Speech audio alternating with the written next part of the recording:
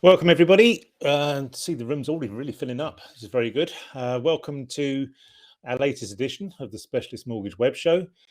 I'll start with introductions. Very different look to our presentations this month. Been working just trying to maybe just freshen it up a little bit. Although it's only going to be temporary because I think we're probably going to freshen it up again. So to start with, for those of you who don't know, my name's Tony Sutton. I'm Managing Director of Specialist Financial Services Limited, and I am your host for today. As we always do, we always give a little bit of a bio on every single speaker, so that includes myself. So here's mine. After almost 6 years with a specialist lender and subsequently a broker, I set up my first commercial and second charge brokerage on the 11th of May 1989 at the tender age of 25, 34 years ago. Seems like yesterday. Grew this from a two-man operation to having 141 employees at our peak, but I left in 2004 because my business partner had a bit of a fallout of him. And I set up Specialist Financial Services Limited on my own in my kids' playroom at my old house. Just me and my wife helping out as and when needed. Traded very, very successfully. Within a year, I had 8 people working from my house. I think it was 8, or was it 7 people working from my house? So we had to move into premises because my wife was saying we can't have Christmas dinner because there's computers all over the dining room table.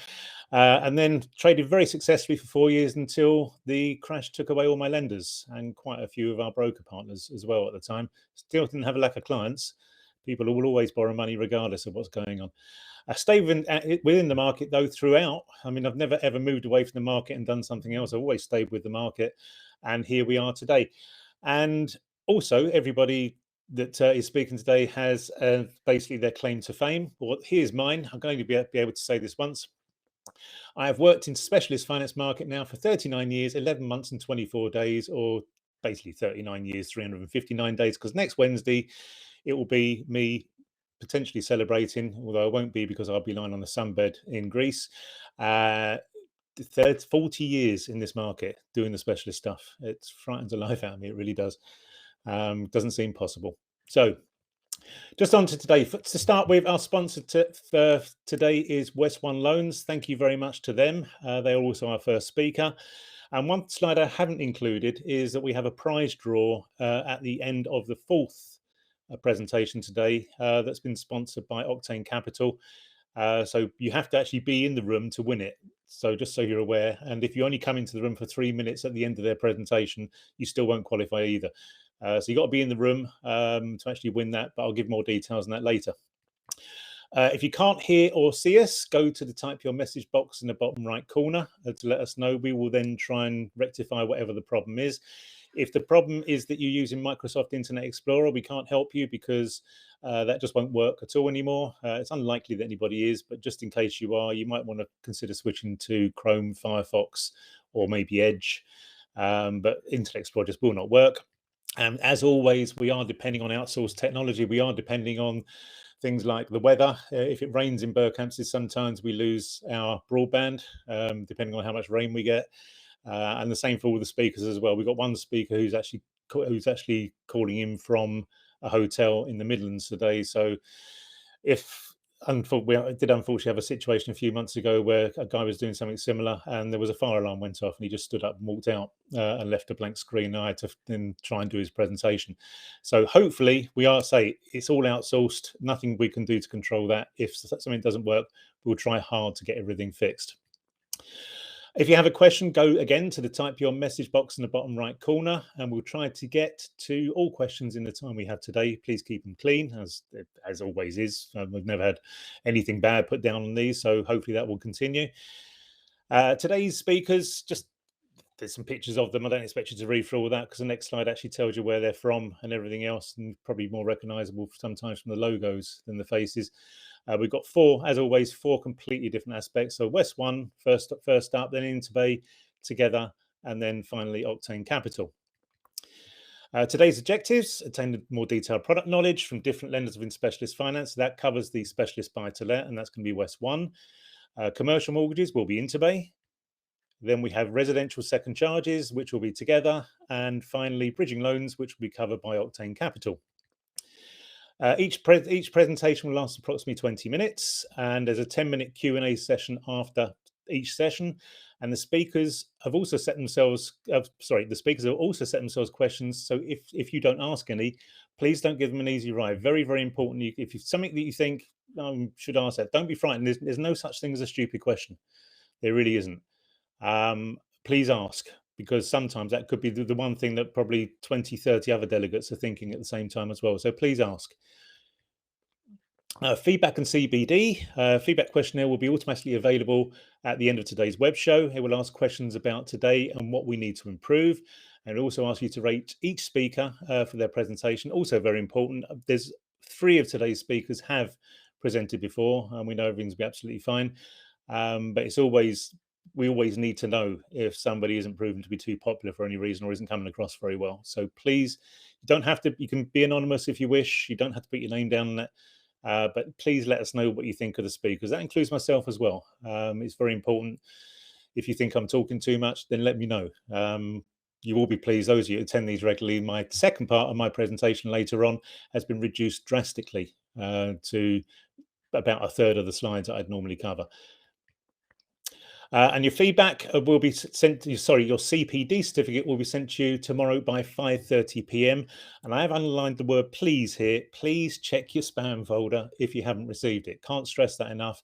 We normally get anything between 10 and 15 phone calls on a Friday saying, I haven't received my CPD. Have you checked your spam? No. Have a look. All right, have a look. Oh, yeah, it's in there. But when you get that 10, 15 times, in the end, I've got an IT department tearing their hair out because they can't get on with any work. So please check your spam folder. If it's not, then we can get it sorted straight away. Just a little bit on a show that's coming up on the 25th of October. We haven't publicised this too much because we were trying to get ready for this show and some other bits and pieces we're doing. We have a follow-up to our session that we had in May with Robert Sinclair, the CEO of the Association of Mortgage Intermediaries. And this is basically consumer duty, pretty much how do we do, what else do you need to do, what's the FCA's feedback. One thing about Robert is he's very, very close, regular meetings with the hierarchy at the FCA, regular meetings with the Treasury, regular meetings with MPs. This guy is probably really is at the sharp end of everything that's going on with regulation in our industry. So I really do urge you, if you haven't signed up to this, please do so. You can do it when you leave today's show. We'll show you a way you can actually just register straight away, or there'll be an email coming out later on today. But that's one not to miss. As always, our updated commission and proc fee guide is available. Again, it's downloadable from our website, or you can wait until the end of today's show, and there's a link where you can download it straight away. That just tells you basically how much we pay you. Quite simply, when a deal goes through. Not for every lender that's out there, because otherwise it will run into probably hundreds of pages, but it's for the main 50, 60 lenders that we use on a regular basis. GDPR, banging that old drum now for over 5 years. If you've not done anything on GDPR, and we get a significant number of these still being downloaded from our website every single month. It's still an opportunity for these.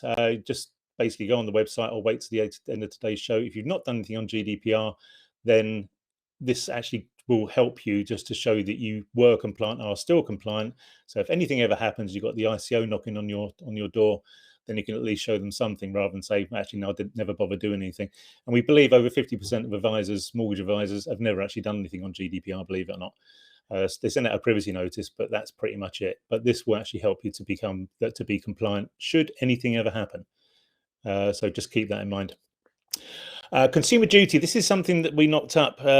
We did back in July because, as everybody was at the time, probably with consumer duty, trying to doing loads of work on it, trying to cover every aspect that we think possible, trying to adhere to regulations that are so poorly written, you having to make up your own mind sometimes as to what that means, which is invariably going to be wrong as far as the FCA is concerned.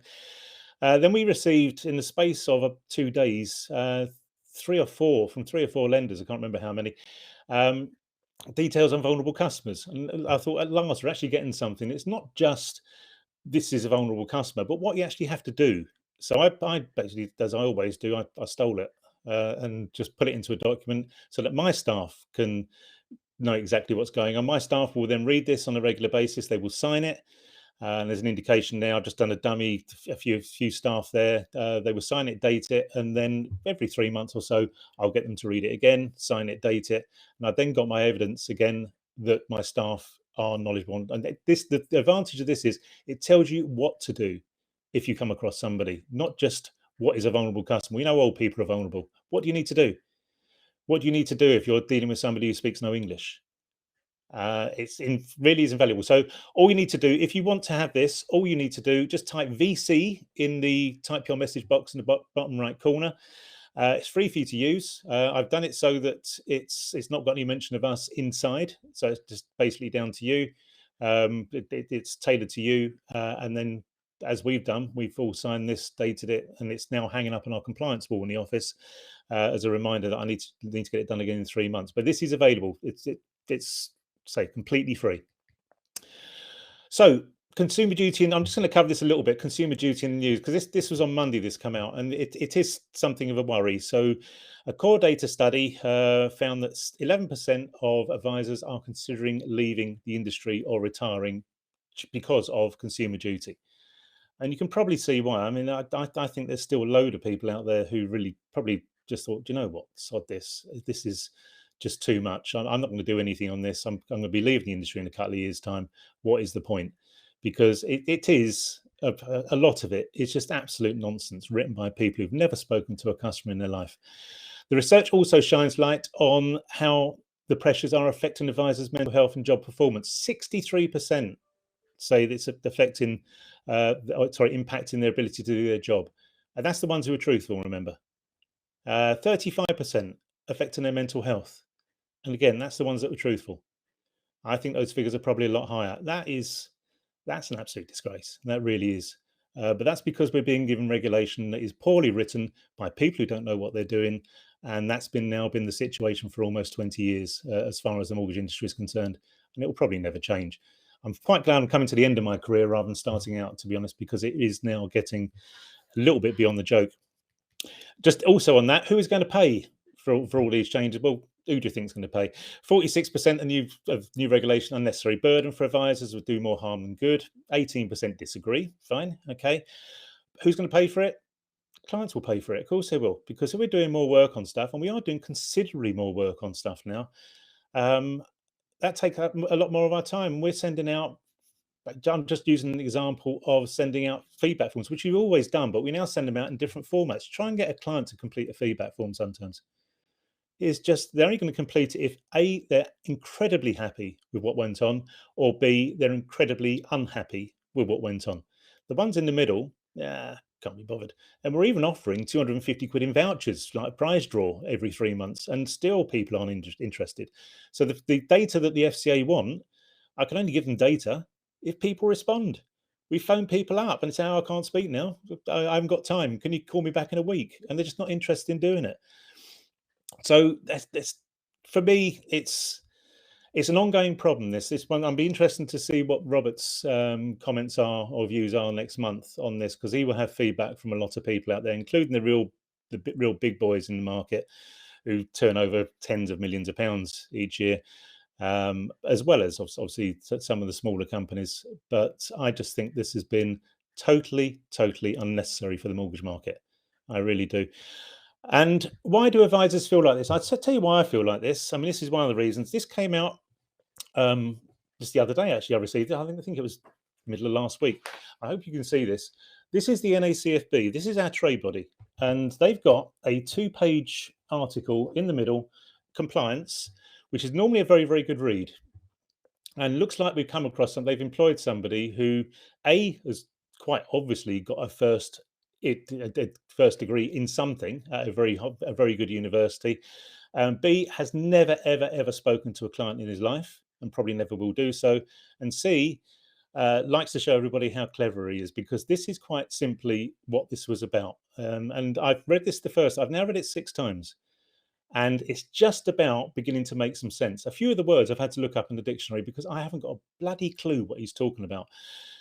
This is how it starts. In the realm of quantum mechanics, the Schrodinger's cat thought experiment stands as a perplexing yet fascinating illustration of the paradoxical nature of observation. It's compliance, for Christ's sakes. Second bit. Now, I could have probably done about 20 slides on this with the content on this, because it was just absolute bloody nonsense. It really was. In the ever-evolving world of financial services, where compliance professionals wield their expertise to navigate the complex terrain of regulations and ethical considerations, there exists a striking parallel to this quantum conundrum. You see, I put up there WALOB. Now that stands for what a load of, and you can finish a sentence if you wish, because to me that is absolute nonsense. This is our compliance provider. Really? Just daft. It's like the compliance companies now have decided they will try and act more like the FCA rather than speak in plain English. And I'm seriously considering stopping my payments to NACFB if they continue to come out with crap like this, because this is nonsense, absolute nonsense. So, got that off my chest. First presentation is about to start. Get yourself comfortable. There will be a short break of a few seconds just while we switch over the slides. Here we go.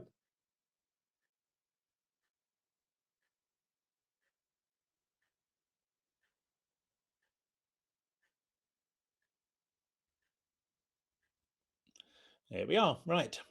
So our first speaker, I should have a little drink first, really, because I've been talking for 20 minutes. Our first speaker is Paul Huxter from West One, who has appeared on screen. Can you hear us, Paul? I can, Tony. Yep. Hopefully you can hear me. Hear you perfectly. Great stuff. Okay. Brilliant.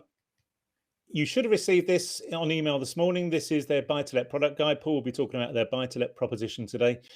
So this is, I can't remember how many pages this is. It's been condensed down recently. It was running to about 38 pages. It was like reading a book on holiday at one stage, but they have condensed it down, thankfully. And it's now a lot more readable. There's a lot of products on there, I must say, a hell of a lot of products. And I only know that is because I'm the one who updates our quoting system. And every time they change their rates, it's like, oh, God. But there's some very good products that Paul's going to be talking about today. So a little bit about Paul. He's been in the mortgage industry for over 25 years, holding roles in sales and management for both banks and specialist lenders. He has been working at Enra Specialist Finance for over 10 years and at West One for the past 2 years, predominantly specialising in the buy-to-let space and undertaking the role of head of clubs and networks at the beginning of 2023. Congratulations. Within this role, Paul is responsible for the establishment and development of all West One propositions being delivered across the clubs and networks channel. As an avid visitor to Disneyland theme parks with his family, Paul's unpopular opinion is that Disneyland Paris is by far a better park than the original Disneyland in California. I can't comment because I've never been to any of them. The only thing I've got is the Disney Channel, to be honest with you. That's for my grandkids when they come over, but that's literally it. But I'll take your word on that, Paul.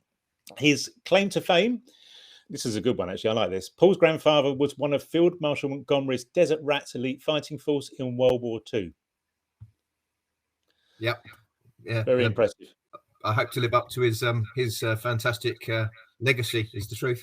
Yeah, absolutely. My granddad on my dad's side was in the Navy during World War II. He was sunk 6 times. And on one occasion, he was only one of 3 survivors out of over 1,000. Wow. So very, very lucky to be alive. And no doubt my dad was born before the war, so it wouldn't have affected that, but probably I wouldn't be here now. So, because history would have changed, obviously would have changed course. So, but a very, very lucky man, but just a very, very, very just incredible man. My granddad, he really was, just to go through what he went through. But anyway, let's not talk about the war. We'll go straight on to it. I'll see you in about 20 minutes, Paul. Good luck. Lovely. Thank you, Tony. Much appreciated. Good morning, everybody. Just very quickly, just to introduce ourselves, obviously really grateful for Tony for the opportunity to sponsor this session. I think you'll see from certainly myself and my peer group coming behind me how important specialist lending is going to be to you guys going forward, particularly over the next 18 months, certainly. With regards to West One, we've been around since 2005, so we're quite a long established lender. Really, our foundations were in bridging and development finance, and we are part of a wider group of companies now, a parent company called Enra Finance. Enra was actually acquired in September last year by the Elliott Group, just to give you some confidence that we're now owned by the largest hedge fund in the world, which gives us amazing financial stability and support moving forward. Part of West One's ethos has always been to enter into markets to try and help brokers and clients, equally to help ourselves as well. Let's not dress that up any other way, but to look at opportunities. And certainly over the last couple of years, the opportunities have been plenty. So our product range has expanded quite considerably. We are still obviously a very big provider of bridging and development finance. You may have come across us recently in the second charge market, where we're making quite a big noise and big splash. But recent entrances into the buy-to-let and the residential space. For me today, it's all about the buy-to-let market. Buy-to-let market is probably the one that's transformed the most, particularly over the last couple of years. Really driven by interest rate rises and the challenges that brings in the buy-to-let space with regards to stress testing the rental calculations. If you look back a couple of years ago, we were stress testing at 3%, and I'd love to be able to do that again, but right now you're probably looking at stress tests of 5, 6, 7% plus, and that's had a real impact on the buy-to-let market itself. For ENRA, for West One, we came into the buy-to-let market early in 2019, so we did ride the rough storm of COVID and came out the other end. And the good news is, as a relatively new entrant into the buy-to-let market, we've subsequently completed over £700 million worth of buy-to-let business. And the anticipation is that we'll hit the £1 billion mark relatively quickly and relatively soon. So again, we are quite experienced in where we are and what we do. And what I have to do is give you some insight today as to what we're going to do to take on some of the challenges of the buy-to-let space and the buy-to-let market. If you look at the screen now, this was at the beginning of the year, and it will give you an idea of what the forecasts were for the buy-to-let market at the beginning of 2023. So in 2022, the buy-to-let market was a 56 billion market in an overall market of just over 300 billion. So roughly speaking, 1 in 5 applications was going through the buy-to-let market. So it was a relatively buoyant space, and no doubt a lot of you were active and remain active in the buy-to-let space. The predictions for 2023 was that market would reduce to 47 billion, so £9 billion down on what is going to be a growing mortgage market, because the anticipation this year, or certainly some of the numbers that have been bandied around this year, is that the mortgage market will be around about £500 billion this year. So bizarrely, the buy-to-let market is actually retracting in a growth market. And we all know why. The reason for that is the interest rates, the ICR challenge, the interest coverage ratio challenge,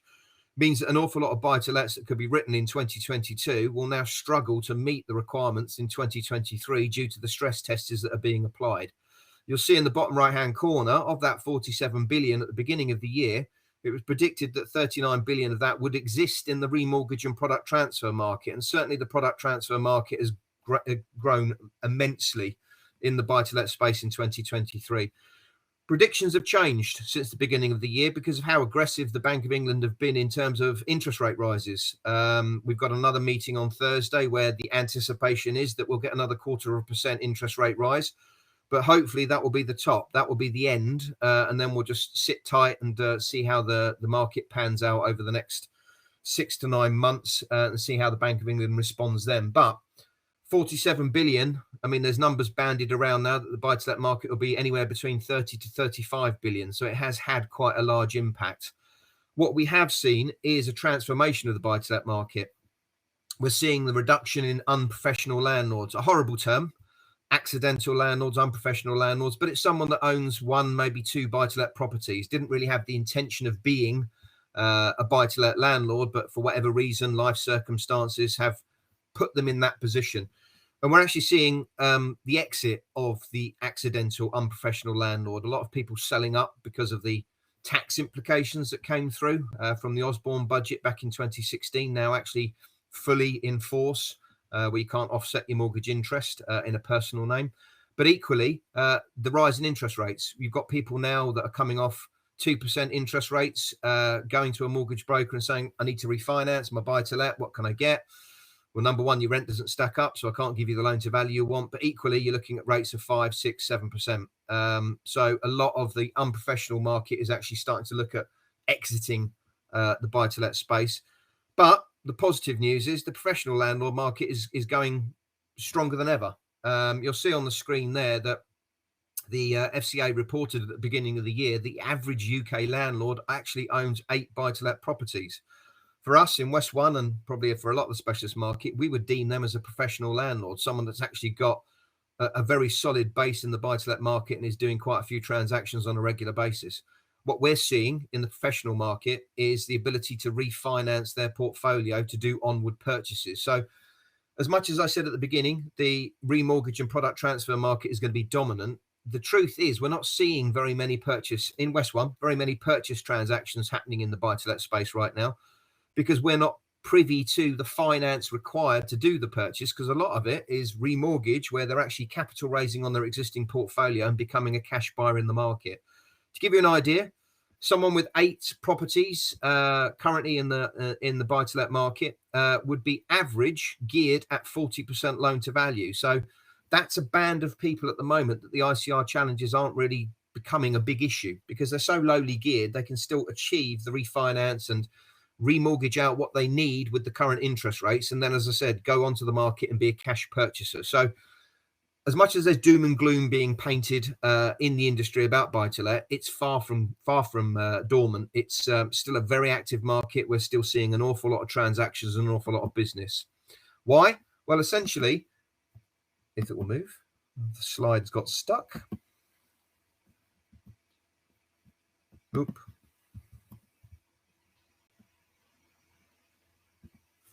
Hang on, folks. It's loading. There we go.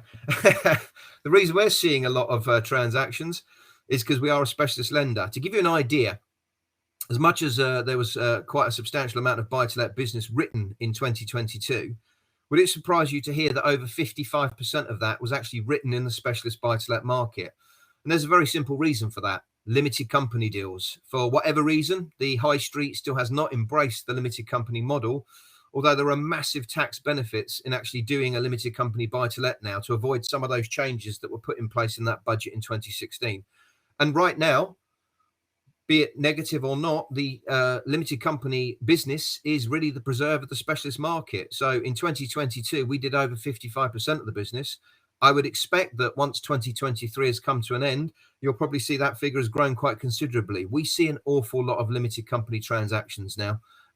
Even refinancing existing personal portfolios into limited company is something that is happily embraced by the specialist market.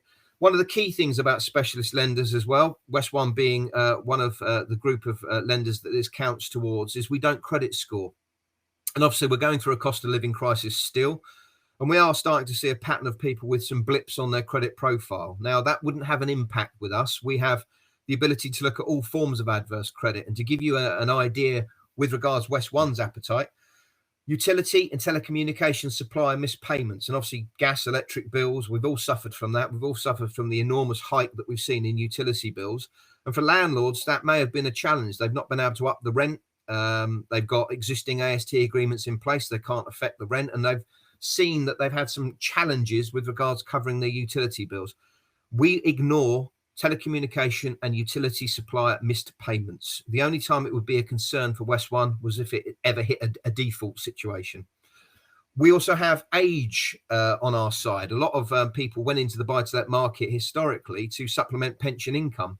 And what you've tended to find now is the high street lenders don't want to lend to people beyond retirement age. For West One, we can lend to someone at age 80 at point of application, and then consider up to a 20-year term, 25-year term if it makes sense to us. So again, the preserve of the specialist market is to cater for those clients that are now being orphaned by the high street. And one of the biggest situations that we're seeing now, as I've mentioned a number of times, is the ICR requirements. What does West One do? We make it as easy as possible. So if you're a basic rate taxpayer or a limited company borrower, our stress is 125%. If you're a higher or additional rate taxpayer, we stress at 140%. We don't separate those two categories out, and we stress at 140%. So straight away, within my peer group, the majority of lenders are looking at 145, but I've certainly seen 150s and 160s coming out for the additional rate taxpayers. We can give you a little bit more bang for your buck if you've got a personal borrower that is looking to obviously do any sort of buy-to-let transactions as a higher or additional rate taxpayer. We'll stress at 140%. Now, if you're doing a short-term fixed, so that's less than 5 years, or a variable product, we do operate a base stress test of 7.5%. If you're taking a 5-year fixed or longer, then we will stress at pay rate. And obviously that's become the focus of the buy-to-let market recently, is to get out the best and cheapest 5-year fixes you can. And I'll mention that slightly further in the presentation. We can cater for first-time landlords and we can cater for portfolio landlords. So we look at all different forms of people entering into the buy-to-let market. If you've got no experience at all, that's still something that we can accommodate. But the most important thing that we do with regards background portfolios for those portfolio landlords is we don't operate any form of stress test. So the worst case scenario for us is if you've got a background portfolio, it can be unlimited, any size you like, with any different lenders you like. We won't stress test that background portfolio. The worst case scenario is we just ask for an Excel spreadsheet detailing their existing portfolio. And as long as we can see the rent covers the mortgage payment, we will ignore that portfolio and then go on to lend another £7.5 million with West One to that landlord. Some things that we can do within West One, we have a standard range. So that's your leafy, suburban, residential properties let out on a standard AST agreement. Pretty much your vanilla deals. That should go on the high street. But again, there's a number of reasons it won't go on the high street. Perhaps they don't fit the minimum income requirement of the high street lenders. We operate no minimum income. So as much as I say that, and every lender in the specialist space will say they have no minimum income, we still need the client to declare an income on the application form. And that income must be sufficient to cover their lifestyle.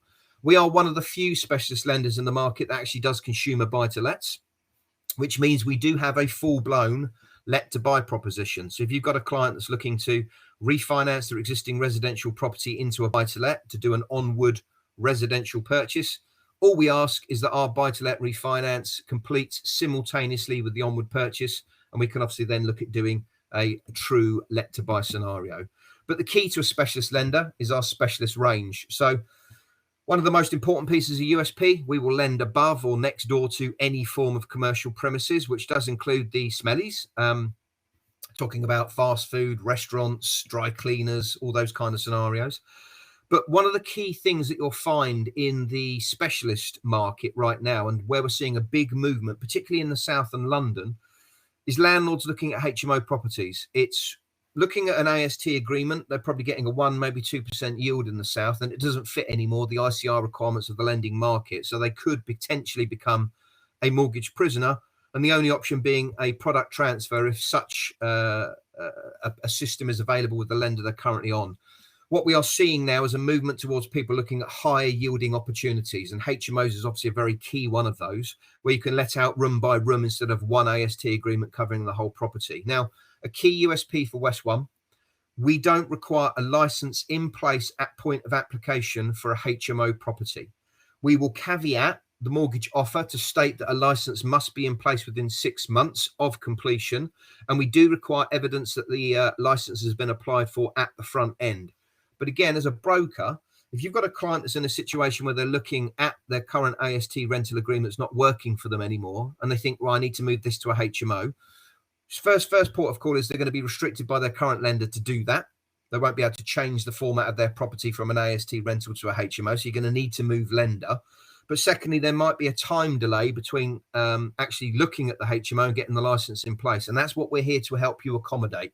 Is straight away, we will treat that as a HMO property. As long as we can see evidence they've applied for the license, we can complete that deal without the license in place, just with the caveat the license would be need to be enforced within 6 months of completion.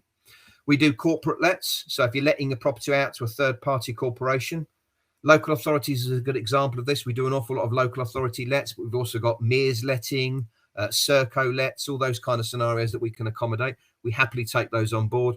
And as a specialist lender, we do all forms of different properties. So deck access, tower blocks, ex-local authority properties, etc., etc. Other special things we do, holiday lets. Again, there's been a great movement towards holiday lets to get the maximum income they can achieve on that property. Word of warning with regards to West One. Doesn't apply to all specialist lenders, but it does apply to me, and I want to be as transparent as possible.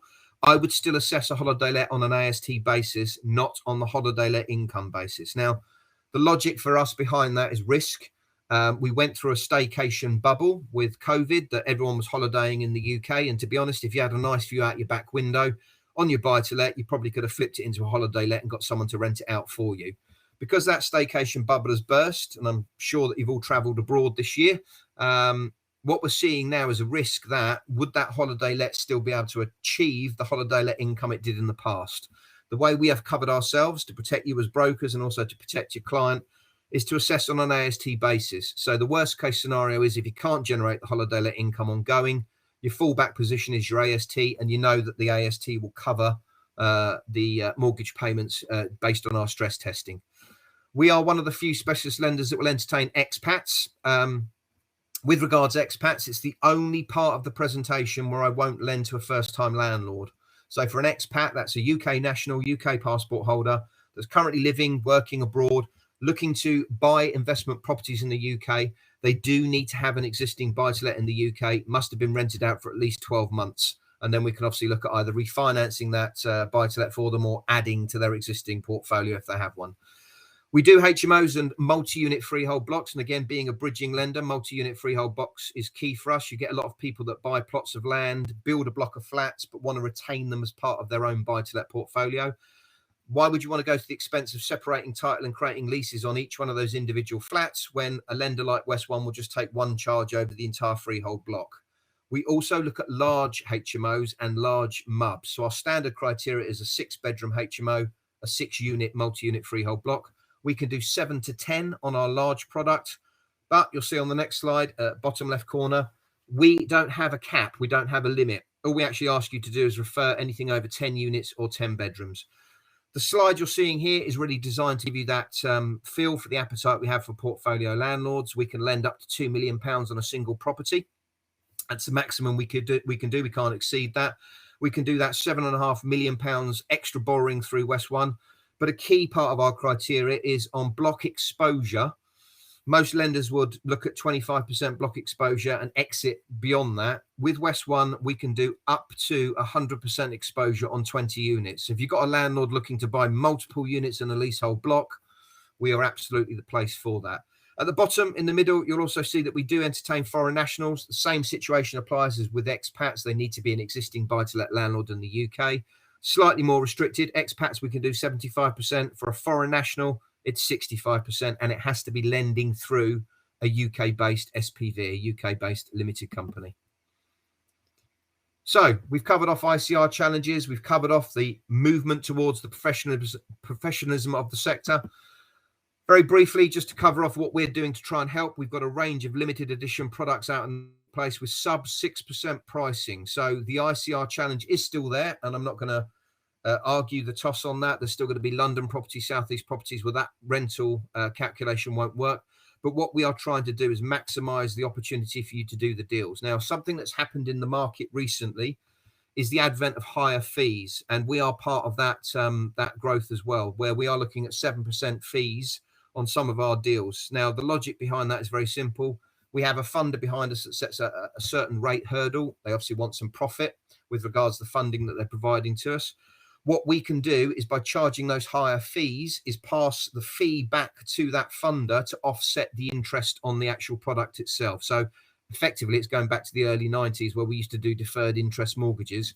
That's probably where the buy-to-let market is moving, to give you the ability to do that ICR challenge. And again, we look at non-portfolio landlords. So anyone that's got 3 or less mortgage properties can access our non-portfolio rates with a slightly more preferential interest rate at the front end. Final slide is, hopefully you've heard some good stuff there. We have phenomenal service at the moment. Inquiries are dealt with within hours, and any underwriting inquiries are dealt with within 24 hours. And our aim is to turn that deal around as quickly as possible to get you to the point where you've got a completed deal. And obviously you're going to start to see the commission at the back end of that.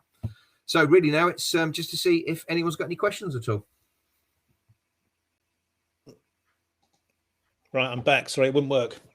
Apologies everyone for my shirt, by the way. I didn't realise it'd be so funky on a camera. I don't know if it's all going a bit weird, but what I'm seeing, it looks like I don't know.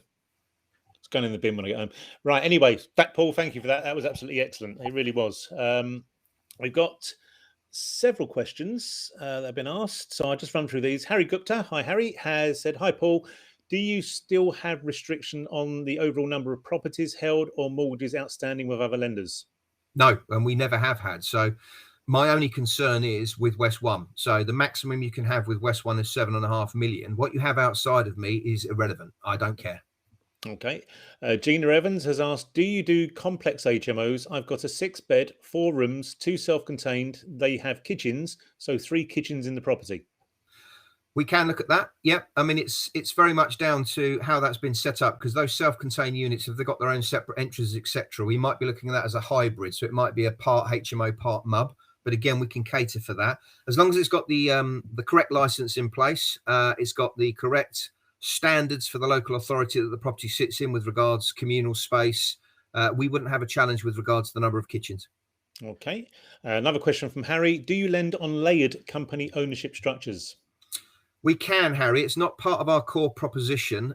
We are pretty much driven by that one layer limited company bit. We can look at some form of more complex structure, but to be honest, the complex structures that we probably are restricted to is parent subsidiary company. And the key driver of that is that the directors and shareholders of the parent must match the subsidiary company. If those two entities are the same, then that's certainly something we can look at. But what you've got to remember with West One is, being a specialist lender, we do take a pragmatic approach to things. We do look at things outside of our comfort zone, outside of criteria. So if that's something you want to run by us, by all means, drop us a note with the company structure. We can take a look at it and tell you what our appetite is for doing that deal.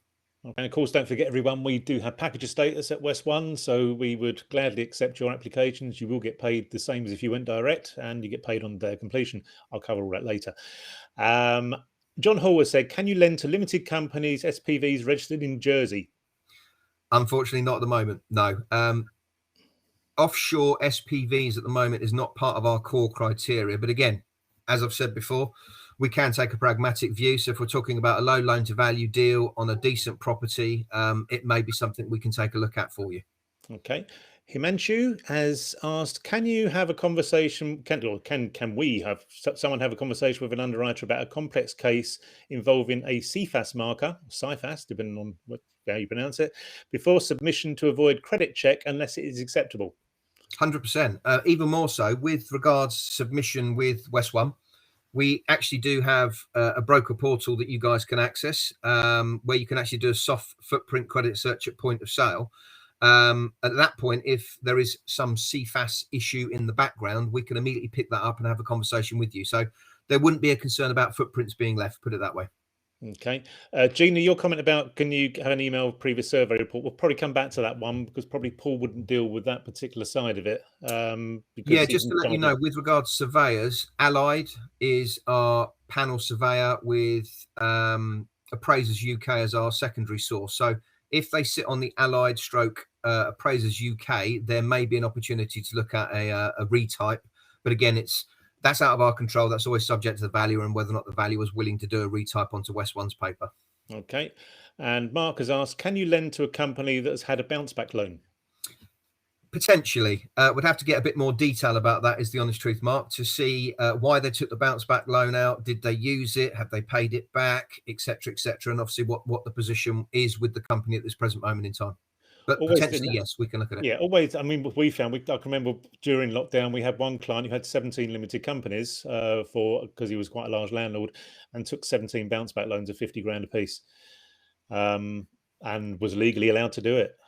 So he to be fair, it was cheap borrowing at the time. Exactly, 2%, and so he's got. I'm trying to work out what 17 times 50 is. What is that? 850 grand at 2% per annum. But that client would potentially have problems with some lenders because they think, okay, what's going on? Again, like Paul says, depends on what the bounce back loan was used for, more than anything else. If it was used to buy them a nice new car, possibly not. If it was actually used for something that was more sensible. Matthew has said, I have a client with a 74-room HMO, used to be a care home. He has a contract with NHS to let student doctors and nurses. Would you consider? Again, I'll be honest with you, Matthew, that's probably going to be a little bit beyond our appetite. 74-room HMO, purely because it's going to be a unique property in its given area. It's going to have very little resale value, one would imagine, and very little market for it going forward. So again, I never say never. I mean, if you've got the details of that, just one thing that West One does offer to you all, we have in-house RIC surveyors. We have our own RIC surveyors sitting in-house. And we can refer deals to them. We can actually refer properties to them to get a comfort from them that it's something we can lend on. And they will come back with regards maximum loan to values, whether or not it's suitable for West One to lend on. So certainly a situation like that.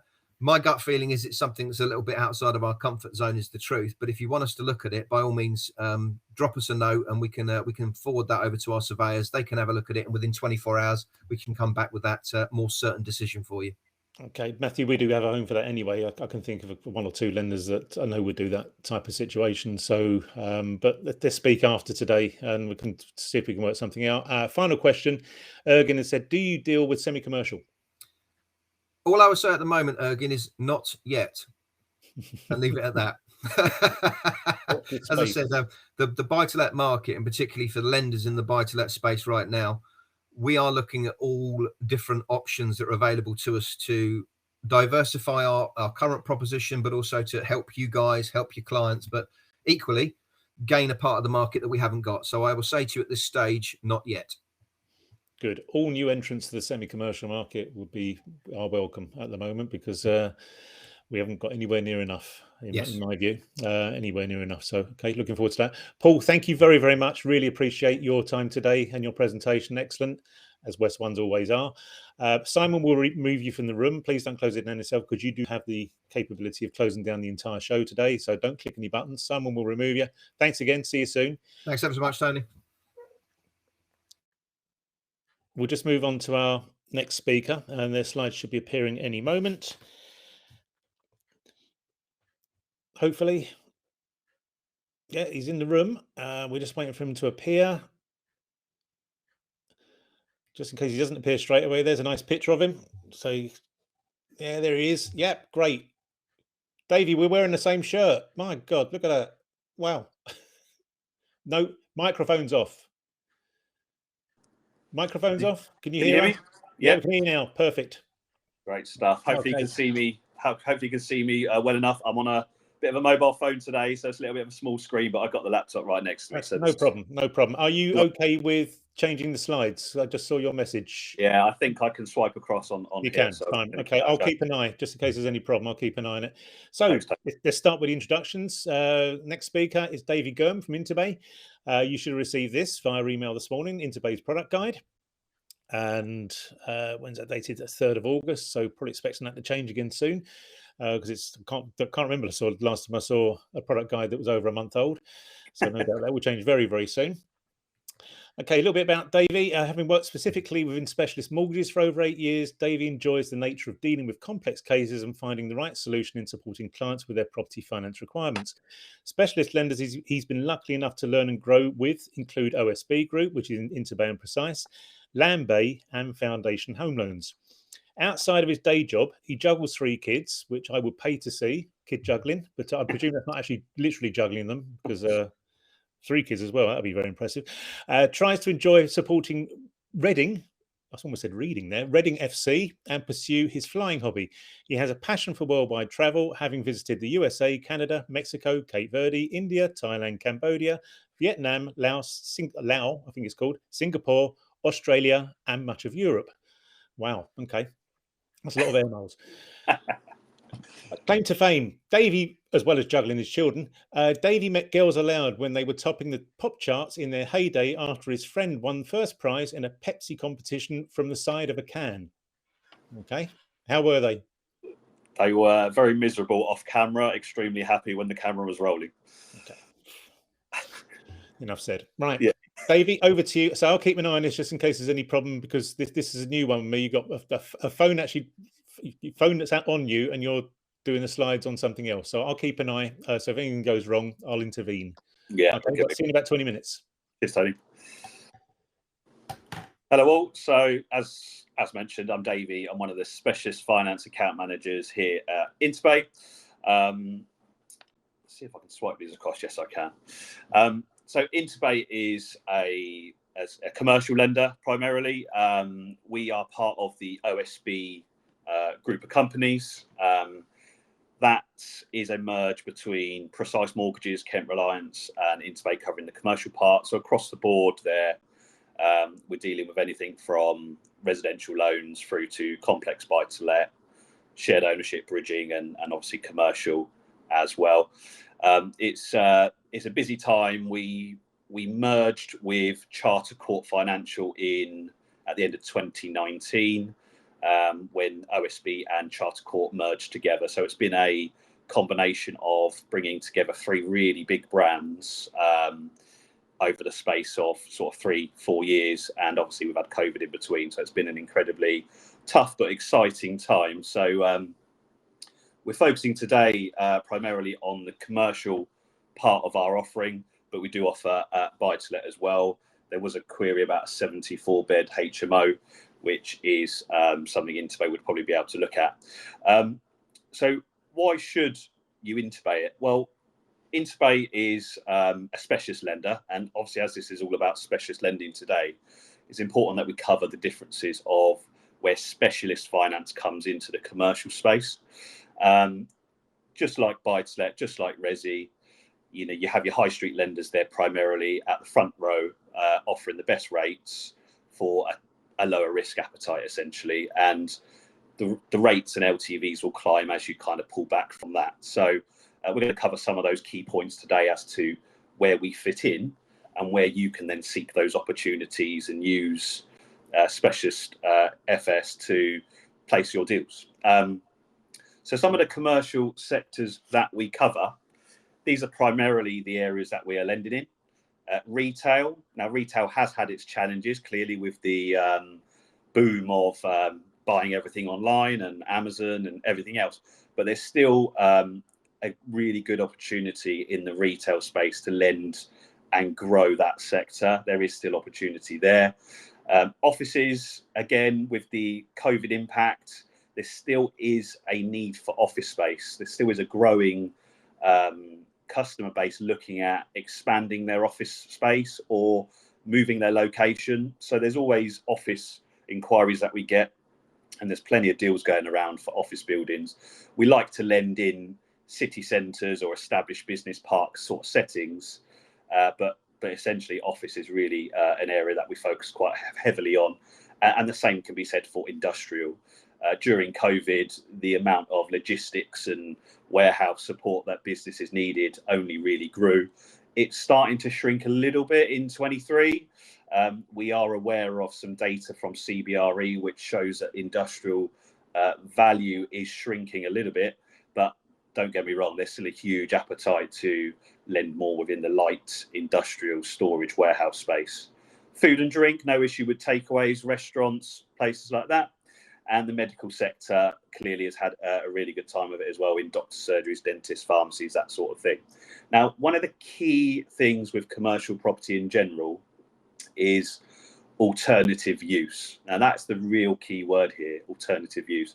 If a property has a poor alternative use, we're very unlikely to want to lend on it, full stop. Good example could be, let's take a gym. Quite a few gyms would be outside of our criteria because it would have a poor alternative use. You might have a David Lloyd out of town type of gym in a really sort of bespoke building. Couldn't really be used for much else if David Lloyd decided to disappear tomorrow. But if you had it a gym in a retail shop front on a high street, you can easily convert it to something else. So it's got really good alternative use. So that's the key when we're looking at lending on commercial properties. What else could we do with it if what it's being used to today kind of ended? So moving on to some of the key USPs and why the specialist commercial lender really is come on strong within the last 3 to 4 years.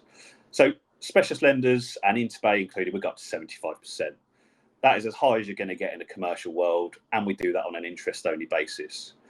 Now, the beauty of commercial lending is all the ICRs, certainly for ourselves, are done at 125% at pay rate. And that's at pay rate, whether it's a 2-year fix, 3-year fix, 5-year fixed, you'll always do 125% at pay rate. So it is really lucrative for landlords who are diversifying their portfolio and looking at semi-commercial, commercial properties as a way of expanding and moving their portfolios forward outside of what is buy-to-let, which is still a growing area with professional landlords, but obviously it has its challenges. So commercial property is a really good opportunity and a good sensible next step for those portfolio landlords to be taking. Semi-commercial itself, one of the key things with InterBay here is we do not have a split in the value or square footage or rental income in what is residential versus commercial. Now, there will be a cut-off with the majority of lenders that do semi-commercial.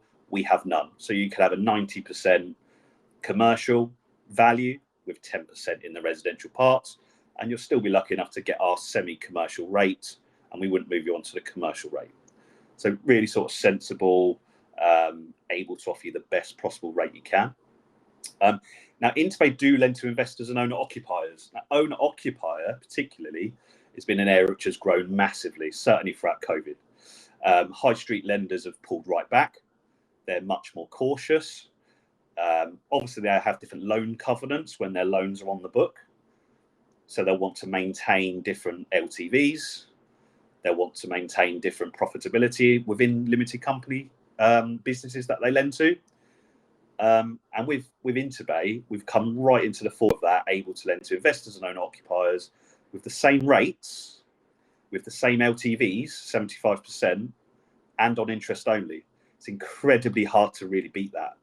And that's why that space has really grown. And there's some really good lenders in the space that are dealing with owner-occupier commercial loans, and we'd be one of them. So if you do come across business owners that you deal with for maybe a residential transaction, they happen to be self-employed, own their own business, they may well own the business property that the business itself trades from.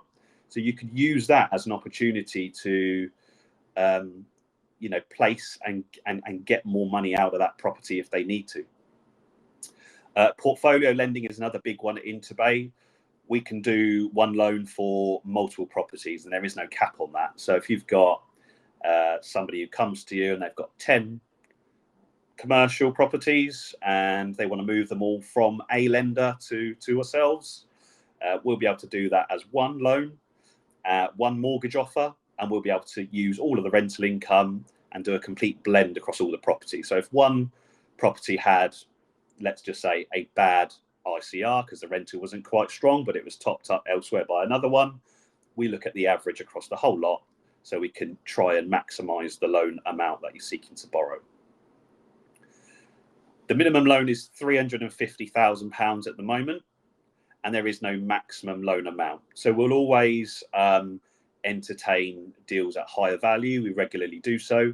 We regularly have a credit committee so that if we're doing larger loans above 3 million, we take them in day one, and we'll ensure that they get approved by ourselves, presenting to the directors to ensure that everybody knows what that deal is, what are the positives, what might be the negatives, and what might be the risk as we proceed, so that we can give more certainty up front that if you're dealing with a large, complex deal, we will handle that with care, extreme care, and we'll give you the comfort up front that we are able to lend on that basis.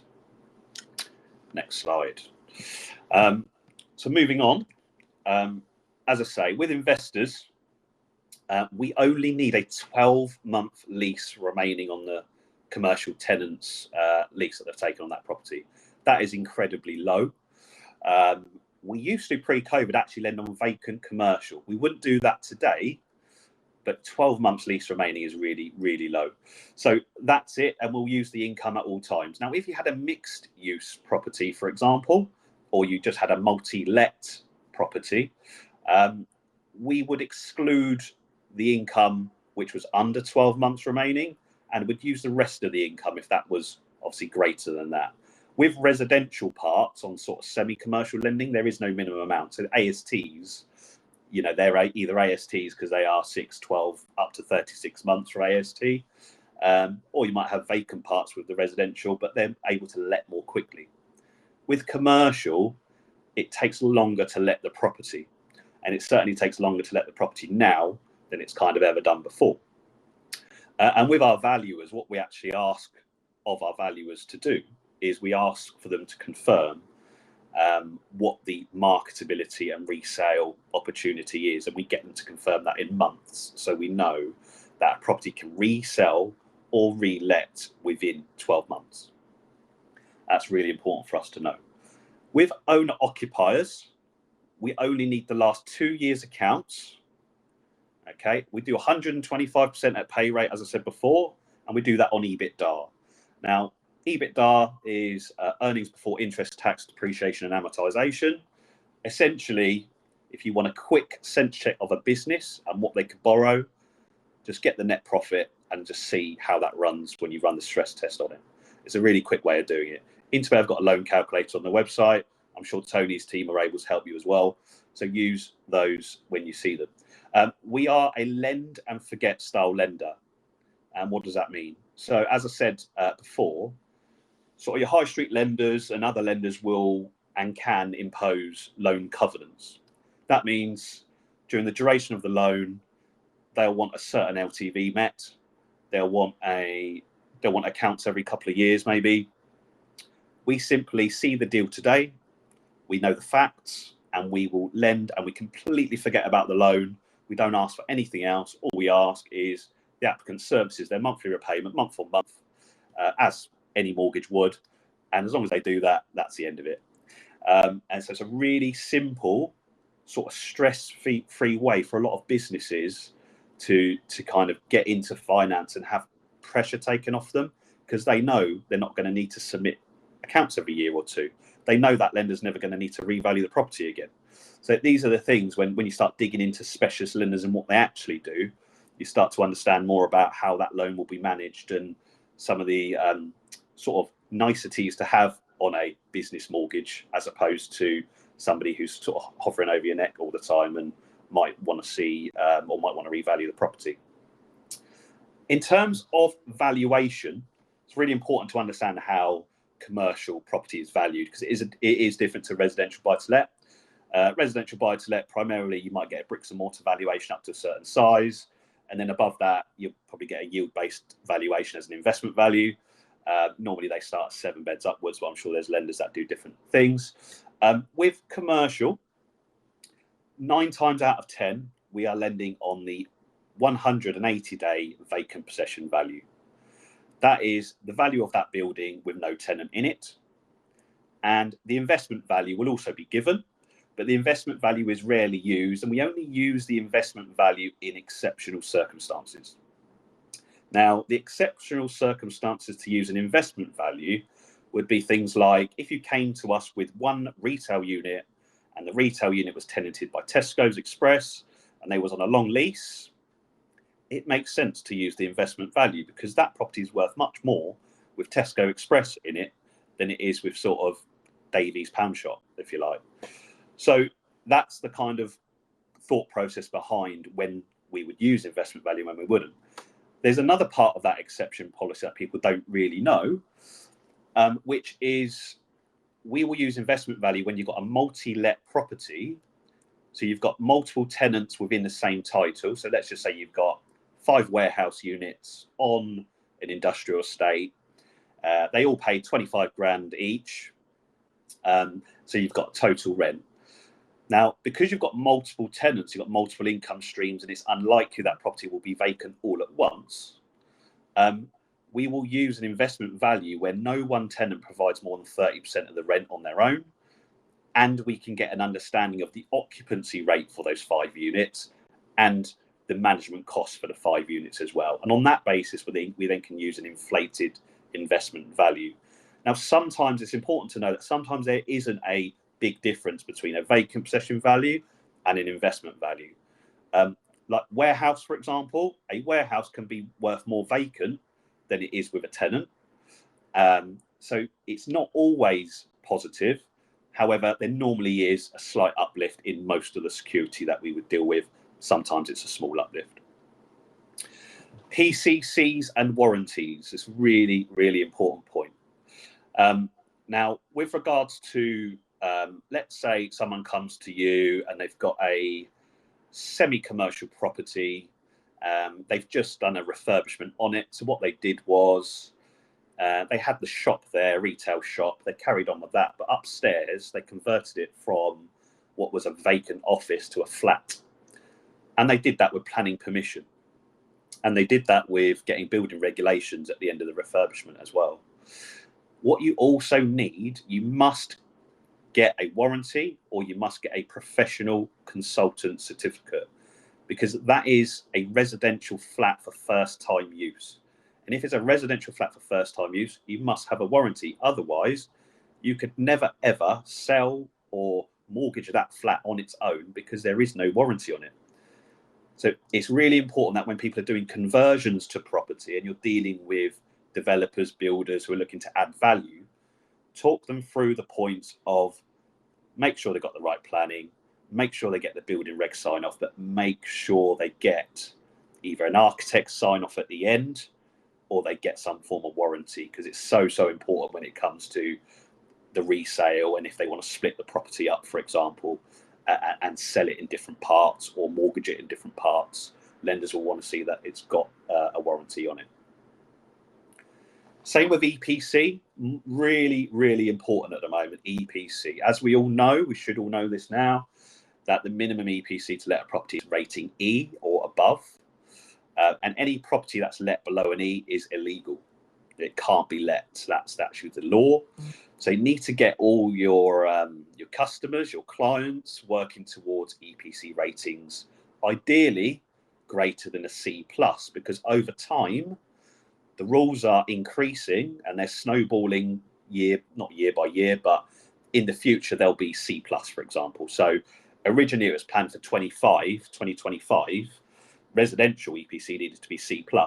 It's been pushed back to 28 now, but it's coming. So if people are looking to add value to property, they're looking to maximize yield, they're looking to create that additional capital value, try to get them to work towards a minimum rating of a C, because it's going to be really important. And that isn't just residential property, this is commercial property as well. It affects everything. There are some exclusions to EPC. You could have a grade 2 listed property, you could have some holiday lets have got exemption, for example, as well. But unless it has a physical exemption, which is proven, you have to have an EPC. And we at the moment as a lender want to see the EPC legal rating before we offer the loan now. So we want to see it's E or above prior to actually issuing an offer. Whereas before we just let the solicitors deal with it, but because it's legal requirement now, we're wanting to see it. One of the great things about what InterBay are doing now is we haven't always been able to do this, but over the last 12 months, we're now able to offer a proper, real product transfer. That means someone comes to the end of their 2-year fix, 5-year fix, etc. They can switch like for like, pound for pound, without a reassessment at all. So they don't have to go back through a rental assessment. We don't need to see what the current rent is and how that now fits with the ICR. We don't need to revalue the property at all. We're literally doing a like-for-like switch, a paper exercise to switch their product from what it was to what it is now. And our servicing team are doing that really well. We used to have a legal fee that we charged to the borrower. We've been able to get rid of that as well. So we're saving them money in the process at the same time. We do pay proc fees on product transfers. So everything we deal with at InterBay, you have to use a broker. You cannot submit anything to InterBay without using a broker. So everybody needs to come through to you. You need to obviously go through to Tony and Tony's team, and they will be able to package and deliver that case on our online portal so we can issue you terms. We don't have any issues with service whatsoever at InterBay. We have had, I'll be totally transparent with you, during 22, we probably had the worst year I've ever experienced in terms of service. We had an absolute flood of business. We didn't have enough underwriters. So at the start of COVID, we had maybe 18, 20 underwriters. We lost at least 10 to 15 underwriters. So for the majority of 22, we were severely understaffed. And now we're not. Now we've got back to that 18, 19 underwriters we need to process the volume. So we're really in a good space with regards to service.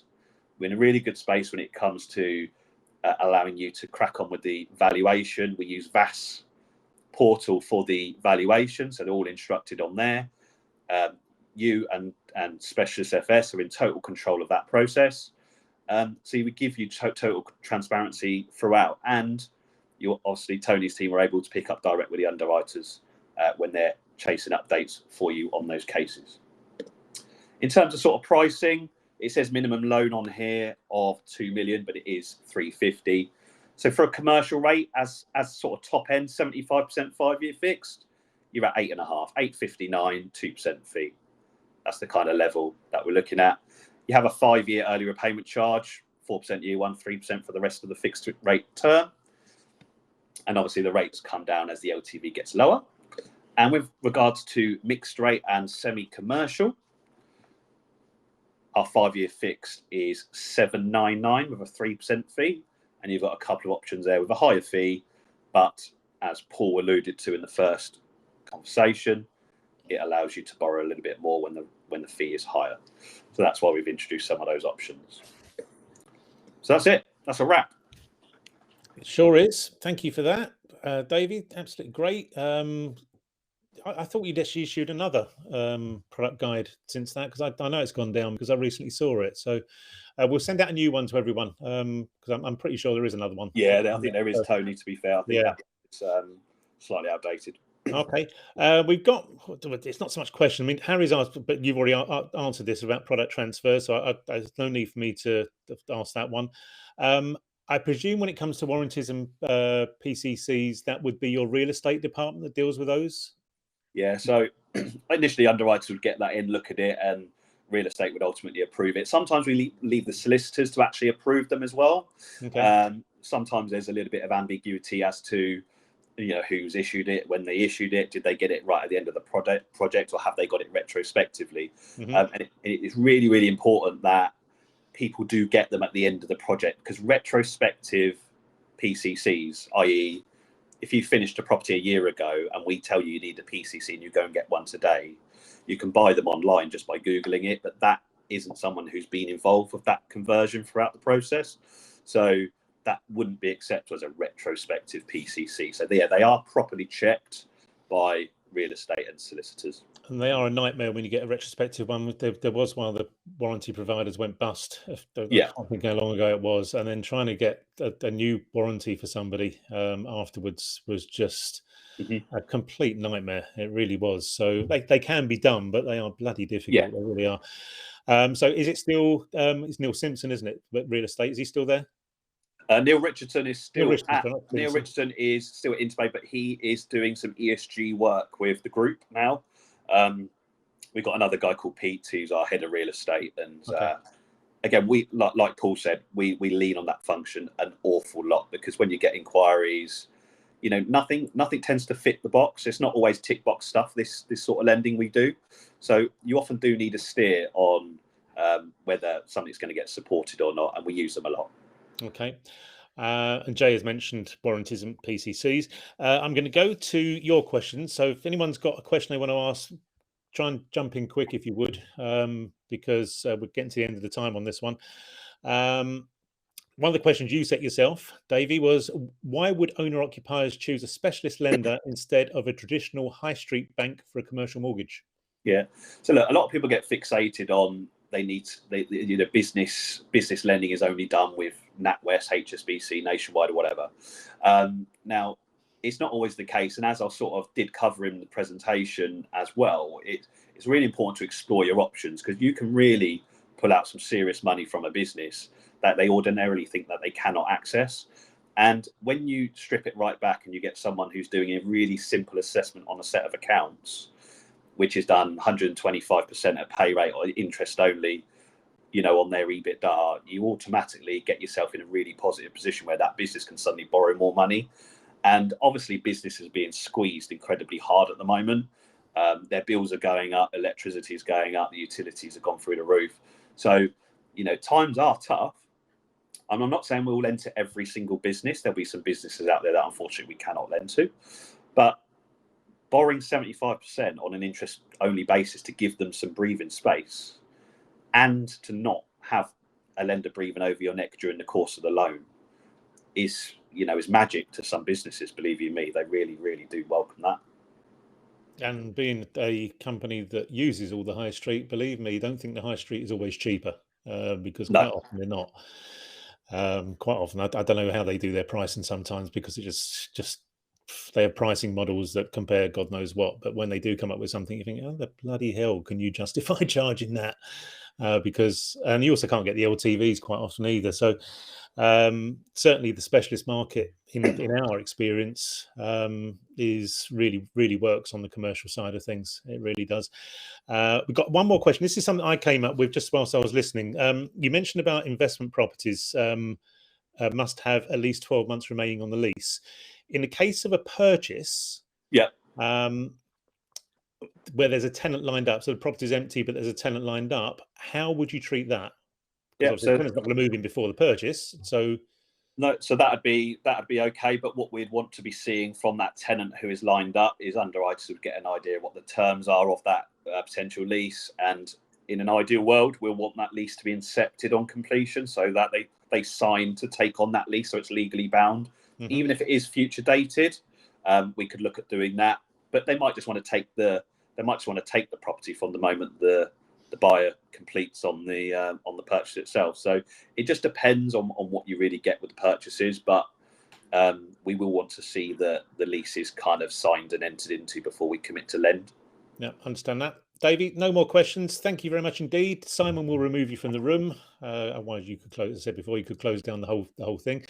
But thanks once again. Thanks, we haven't met before, so nice to meet you as well. Okay, everyone. So we're just hit 11:15. We'll come back at 11:25. So I'll hopefully click in the right one. Yeah, I am. Come back at 11:25. Quick comfort break. See you in about 10 minutes. Welcome back, everybody. I'm going to talk slowly, only because our next speaker hasn't arrived in the room yet, and we're trying to contact him. I know he's doing this from a hotel somewhere up in the Midlands, so hopefully he will appear anytime soon. So this is going to be the slowest introduction today, hopefully. So our next speaker is Tony Grillo from Together Loans and Mortgages, who will be talking about second charges. And my chat has just disappeared. So where is he? He's in the room. Good. Okay. So he should appear anytime now. You should, everyone, receive Together's personal finance product guide, which is dated within the last week. So it should be the most up-to-date one, we hope. But that will be on your email this morning. A little bit about Tony, who I've known for a long time. He seems to have been our BDM at numerous different companies over the years. So he knows the staff very well, works very well with my staff as well. He's very useful to us, incredibly useful, which is basically what a good BDM is supposed to do. So Tony has worked in the specialist lending industry for over 20 years. In this time, he has undertaken a variety of roles from underwriting to internal sales through to his current position in business development. Tony has a broad range of experience and knowledge given the time he has spent working for lenders, packagers and brokers. This has allowed him to provide his introducers with both product and market assistance. Tony is a Watford FC season ticket holder. Someone has to be, his words, not mine. And in his spare time, he enjoys watching them play and spending time with his wife and 2 children. Tony, I've seen you've appeared. Can you hear us? Tony, can you hear us? Yes, I can hear you. Can you hear me? You can. Your screen isn't great. Connection's particularly fantastic, but then I presume you're in the hotel, aren't you? So, okay. Ignore any fire alarms if they go off, please. Yes, I am, yeah. Yeah, he's a little bit. I think he's also hearing things a little bit late as well. Yeah. Okay, so just his claim to fame. I don't know how to pronounce this.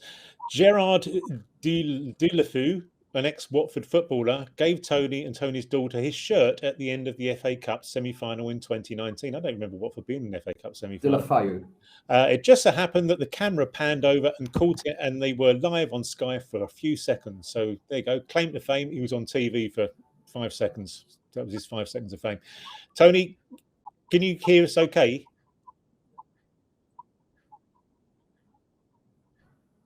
I don't think you can. Okay, over to you. This is why I need him to be able to hear me. So over to you. Can you hear me? I hate technology. I really do. Tony, can you hear us?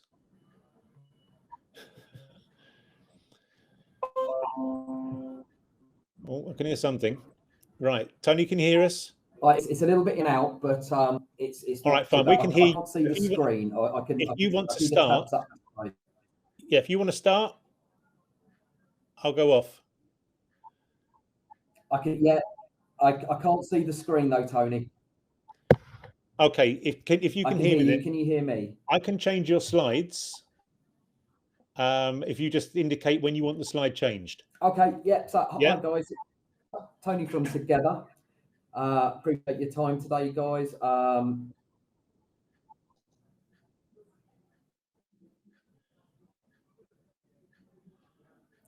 Hello. Oh, Yep, we can hear you. okay, perfect. Sorry. Let me know when the slide Tony changes. Grillo. Will do. Thank you, Tony. So yeah, I'm Tony Grillo from Together. I support the guys at Specialist Financial Services with all Together products.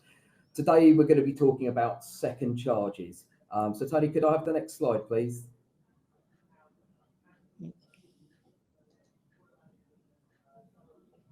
So I'll start with a little bit about us as a business. So Together have been lending for 50 plus years now. So we've got an extensive and expansive experience of lending.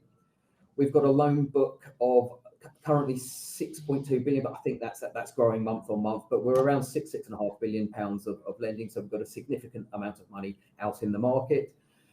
650 plus colleagues, again, that's growing month on month. We take a common sense approach to lending, which is quite refreshing in these days. We look at each case on a case-by-case basis. We have flexible lending criteria, which again allows us to be flexible on the underwriting, and we can take a sensible view on most types of lending. Next slide, please, Tony. So this slide, this just gives us a little bit of information about what we do, how we're different, and where we attract our business. So I'll ignore the top one to a degree, not your average purchase, because we're talking about second charges today, but most people tend to shoehorn us, or pigeonhole us, should I say, into two types of category, that we lend on bad properties and people with bad credit. Yes, we do. We do quite a bit of that, and we're very good at it. But also there are other areas that we work quite well in. So the first one being income. So we take a view on income that other lenders won't. We can stretch things a little bit further. We'll come on to that in the following slides. The types of property, again, I'll come on to those, and the sorts of credit that we look at. So could we go to the next slide, please, Tony?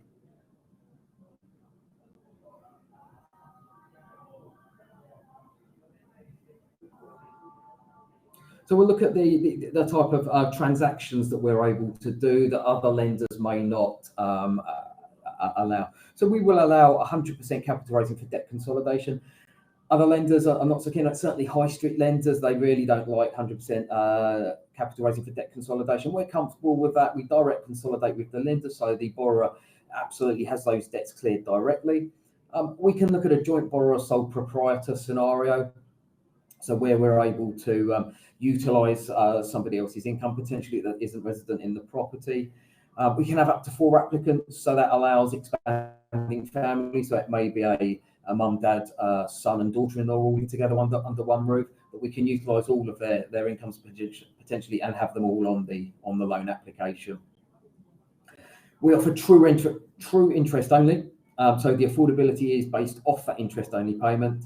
No minimum income or equity required for that. So we will offer interest only for any type of client there.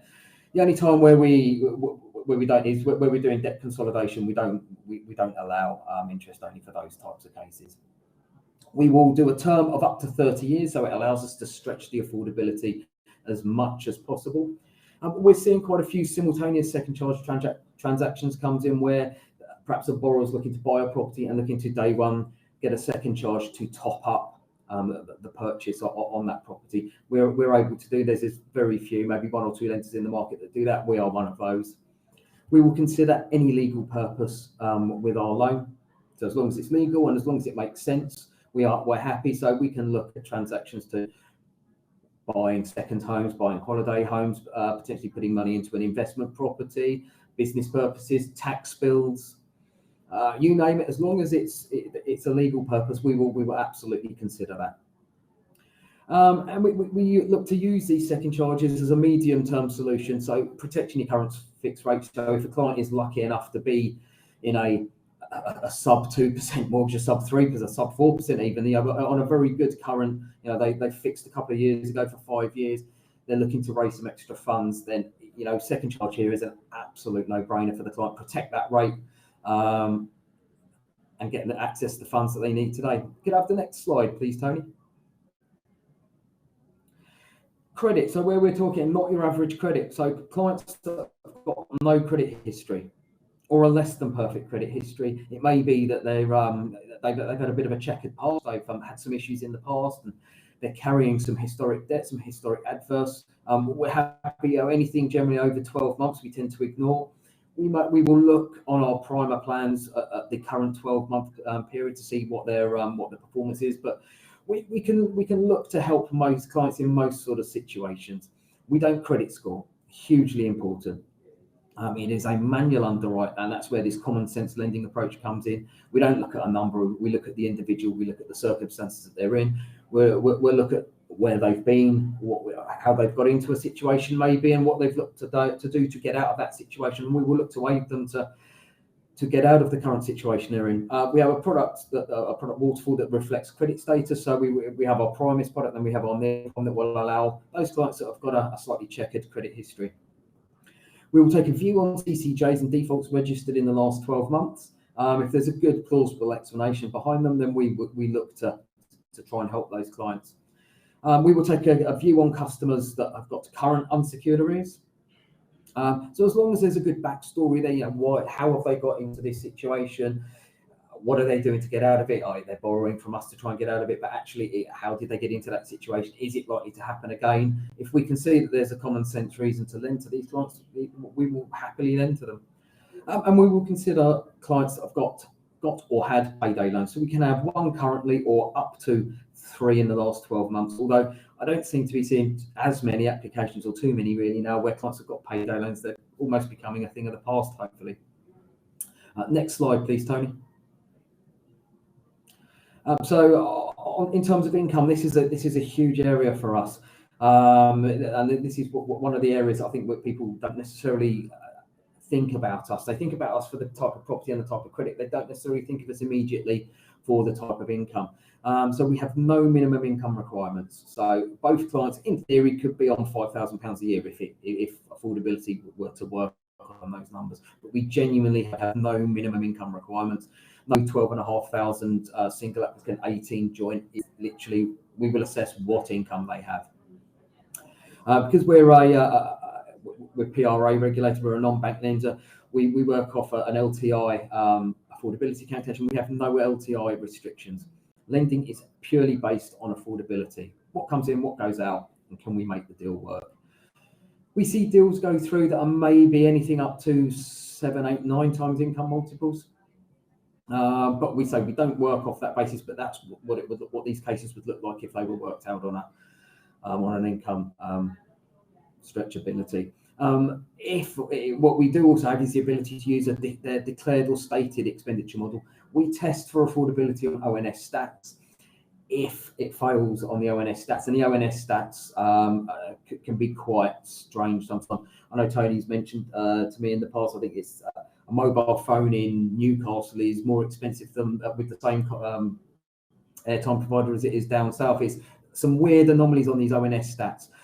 So if they do fail on the ONS, then we can look at their declared and their stated expenditure, which is what they tell us and what their bank statements may reflect as their outgoings. So that can often make affordability significantly more comfortable. Cases that fail affordability quite dramatically on the ONS stats can often fit quite comfortably on the declared and stated affordability. Massive area here for us are the self-employed clients. We only require 12-month trading. So a lot of other lenders in the market want 24 months self-employment. We are happy to work with a client that's been self-employed for 12 months. Better than that, we will work off an accountant's certificate. So we don't review accounts. So we will take their net income position as to what the accountant tells us on the bottom of our accountant's certificate, which makes the affordability side so much simpler. We're not having to see bank statements to back up the affordability. So that makes it a very quick and easy way of assessing a self-employed person's income. We can use a projection, so the accountant can give us a projection for the following 12 months, as long as they're 6 months into their current financial year. But that allows us to potentially use a slightly higher figure if the business is growing, and the accountant can give us a a sensible explanation as to why it's consistently going, and there's no reason why that will stop, we will work off a projection. And we can consider retained profits as well. So we will use all sorts of avenues of income. For employed clients, there's no minimum time employed. There are 2 caveats, however. They need to be in continuous employment for 12 months or currently 6 months in their current role. So as long as they hit one of those caveats, we don't worry about them being in probation.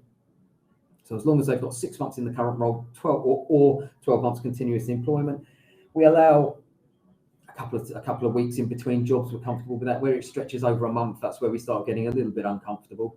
But we can certainly look at all of those sort of situations where clients are in probation, not being in the job for long. They can have completely changed industries as well. We don't say that they have to go from working in Tesco's to Sainsbury's. They could go from working in Tesco's to working in a library. We don't mind that there's a complete change of job role there. But we're flexible around the sources of income as well.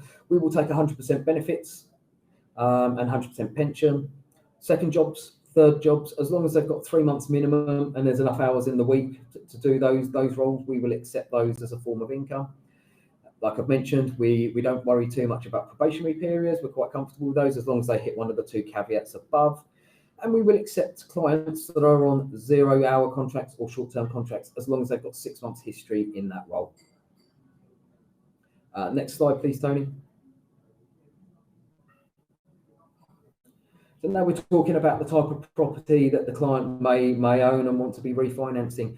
We don't have a minimum property value, as long as it sits within our minimum loan requirement of £30,000.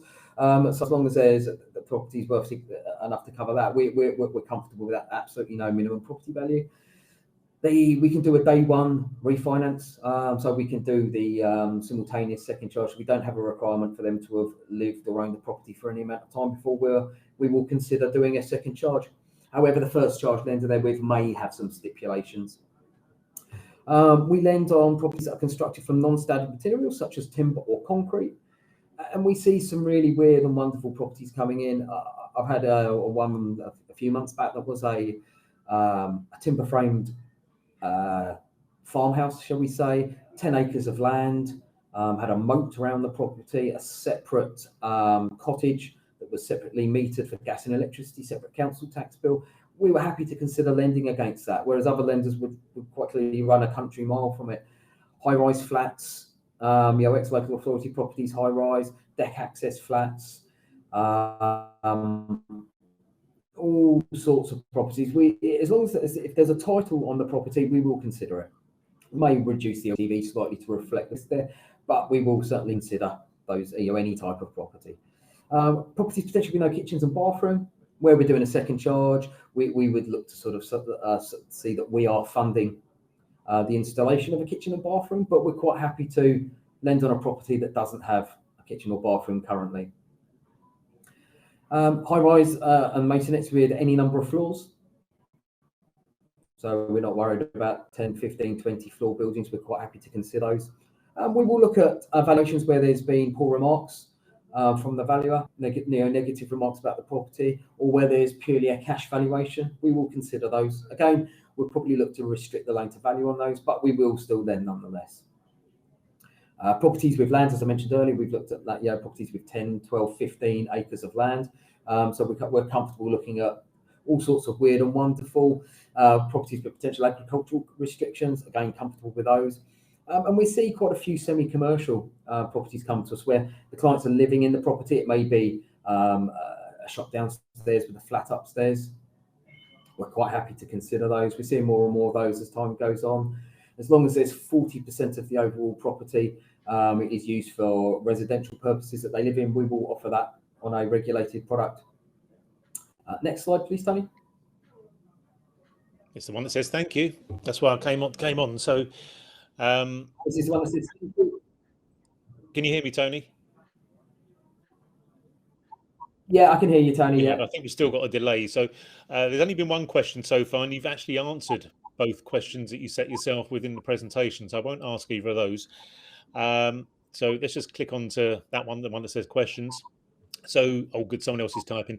Takunda has said, do you lend to care homes? And obviously, Takunda, this presentation today is on residential second charges. But with your commercial hat on, Tony, will you lend to care homes? Yes. Yeah, they're ones we consider. We are getting quite a few social housing inquiries of recent. So, yeah, the doors are open for that, Tony. Okay, excellent. John Henderson has asked, any restrictions on cladding? So we do require the EWS1 certificate to be present, but we are happy to consider properties that have cladding. There may be further questions asked. We may need to see sort of fire risk assessments and things like that, but we're more than happy to consider those. Okay, just as a pointer, I mean, Together aren't one of the lenders. I mean, there's some lenders out there who've decided that a property has any cladding whatsoever, whether it's flammable, inflammable, regardless, they won't lend on, which to me is ridiculous. I mean, some properties are clad with UPVC, for example, which is called, according to Google, is completely fire retardant. But those lenders won't lend on it because they haven't got an EWS1 certificate when they clearly don't need it in the first place. So, oh, there's another question. Okay, Shamsu has just basically said, do you need EWS1 certificate for high-rise building like a 20-floor building? You've just answered that one pretty much. I don't know if there's anything else you want to cover on that. No, yeah, we'll look at each case on a case-by-case basis. So if there's a requirement for an EWS1, then we will require it. I think that is under review internally, but currently as it stands, we do require it. But we will consider most properties, so we fire it over to the guys, Tony and his team, and if they're not certain, they'll fire it over to us, and we can get it reviewed by our valuation team anyway. If you've got a valuation that's got comments on about cladding or about anything, and it doesn't have to be a together valuation at the moment, fire the valuation over, we can get it reviewed and let you know how and if we would lend against it. Okay, always remember, everyone, together. I mean, together have always been, when we speak to advisors sometimes or broker partners, and we say this is a deal for together. It's like, there's a reason why together have been lending so long. Is because they fill a gap that is just so poorly served throughout the market, and they will lend on properties or in situations where nobody else would even consider it. You, Tony. Yeah, we can hear you, Tony, by the way, but this is always going to be difficult, this one. Tony did step in right at the last minute, or not last minute, but with only a couple of days ago, because the other lender we had speaking actually cancelled on us, unfortunately. So he has stepped in. He did have other things going on today. So thank you to him. I don't think he can hear us now, and his one's over. We do have someone else typing, which I'll probably give that 30 seconds. But if it doesn't come through, we'll probably say goodbye to Tony and go to our next speaker. But Tony, can you hear us? I can hear you now, Tony. Oh, you can. Okay. Shamsu, your question is, okay, council doesn't want to provide EWS1. What should we do if council doesn't want to provide or they do not have? Basically, I would say. I can hear you. Yeah, can you hear me? Yeah. Did you hear that question?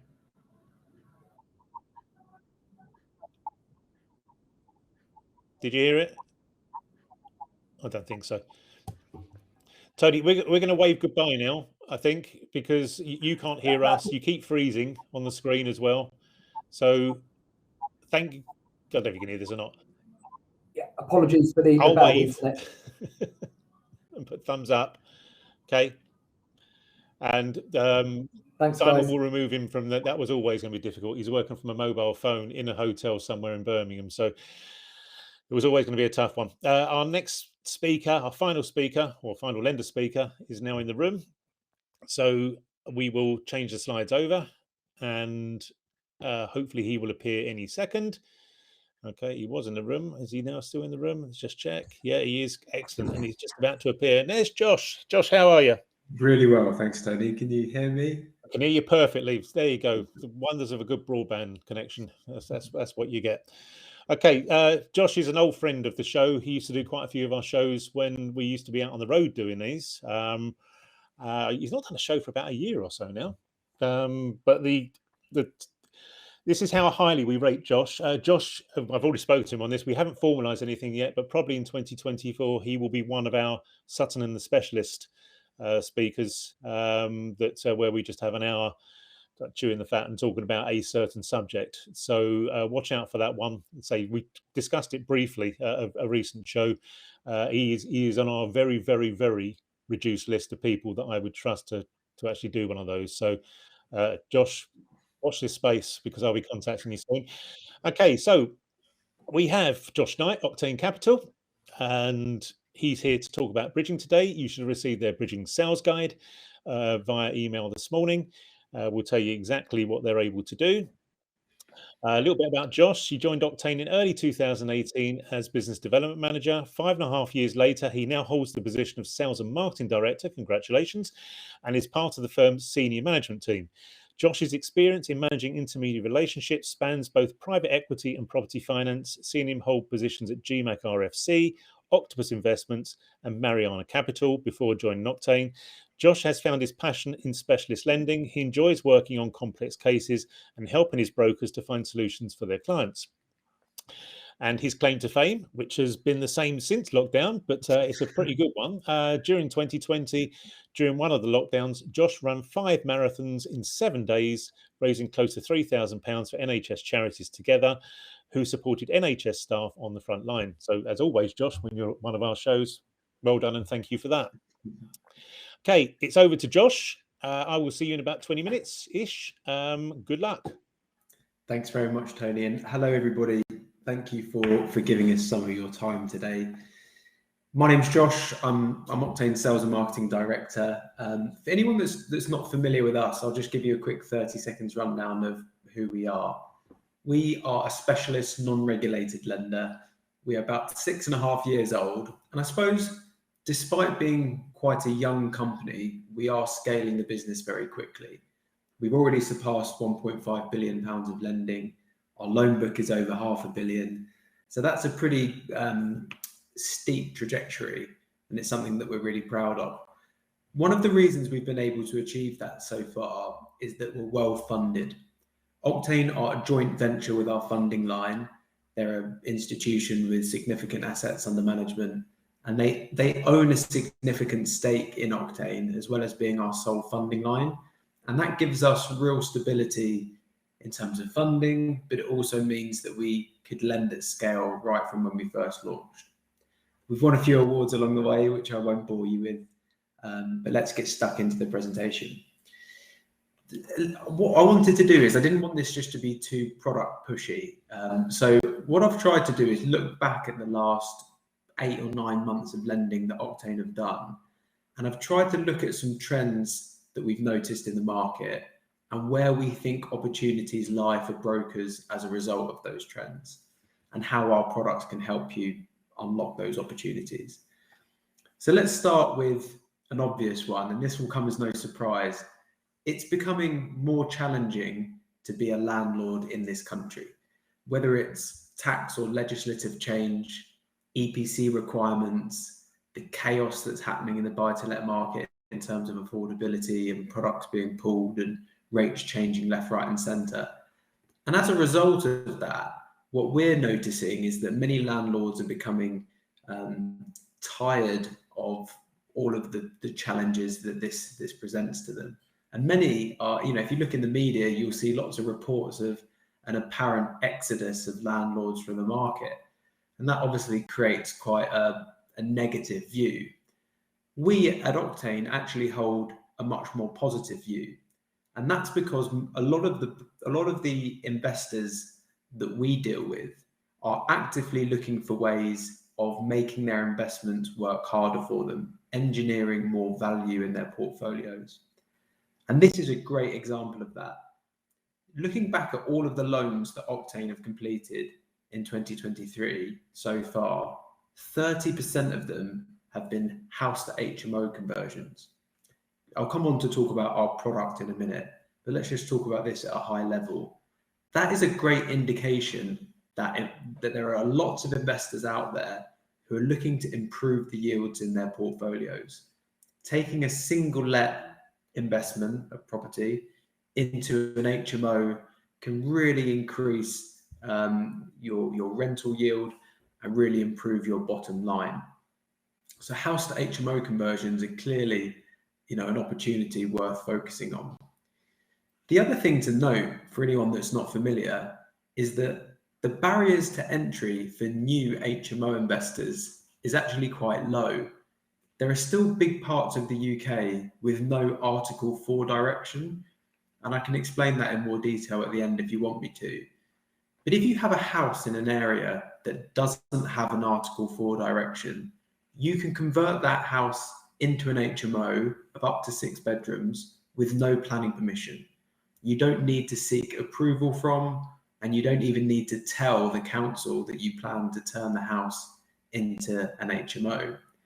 So that means that you can already own an existing property that perhaps you let to a single family, and actually change your mind when you come to the end of that tenancy, look to flip it into an HMO, let the rooms individually, and suddenly it becomes a much more attractive investment for you. So house to HMO conversion, big part of what we do. We also look at other change of use cases, which makes up another 10%. So that might be house into flats, commercial into residential, semi-commercial perhaps, where maybe it's the upper floors being converted. And let me talk you through how our product works. So when we offer a refurbishment loan, there are 2 parts to our loan. What we call the day one loan, which is clearly what we lend the day the loan completes. And that's 70% net against either the purchase price or the current value of the property. That net point is pretty important. We don't retain any interest from the day one lend. Interest is added to the loan, not taken from it.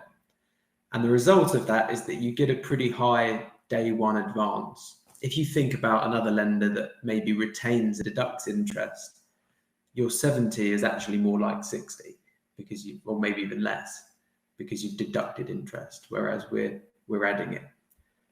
So 70% net towards the purchase price, the borrower puts in the 30% deposit. In addition to that, we also fund 100% of any refurbishment costs. So you would draw down on that refurbishment facility in tranches as and when you need it throughout the term of the loan until your project has been fully funded. We never insist on a QS. It's an asset manager that oversees the project, so it's very light touch monitoring. And this is where it gets really interesting. Our rates at the moment, I'm pretty confident in saying, are amongst, if not the cheapest in the market. So our rates started for refurbs at 0.35% per month, plus the Bank of England base rate. And as of today's base rate, that equates to 0.79% per month. Lots of the lenders that we compete with are offering rates at 1% per month or more. And our rates currently sit as low as 0.79% per month, which is pretty sharp in the current market. Now, there are 3 types of refurb loans that we do a lot of. The first is decorative. If you've got someone that's buying a property that's in poor condition and they just need to put in a new kitchen, a new bathroom, do a decorative refurbishment, that can be catered for. Secondly, structural projects. So that might be a loft conversion, a rear or side extension. Maybe it's a permitted development project, or perhaps it's a much larger project that needs planning permission, perhaps a big double-story extension. Either way, that's fine. And then the final row of that table at the bottom, you'll see there, that's really where we do a lot of our business, as per the previous slide. Change of use. For borrowers looking to convert a house into an HMO, or a house into flats, or turn a commercial building into residential, or maybe it's semi-commercial with a commercial unit on the ground floor and the upper floors are going into residential. Whatever the project might be, we can do up to 70% net day one, plus 100% of any refurbishment costs. And this is an example. Hopefully this will bring it to life a little bit. This property that you'll see here is a 3-bedroom house in Bristol.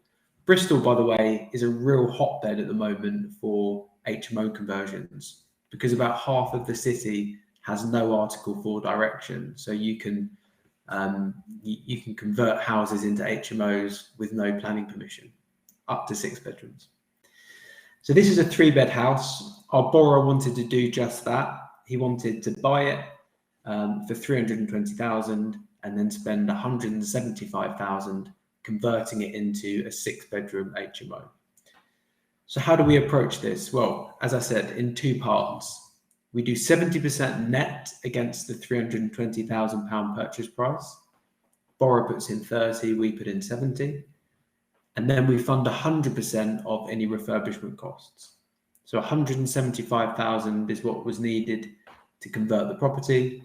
And as I say, they draw down on that throughout the term of the loan.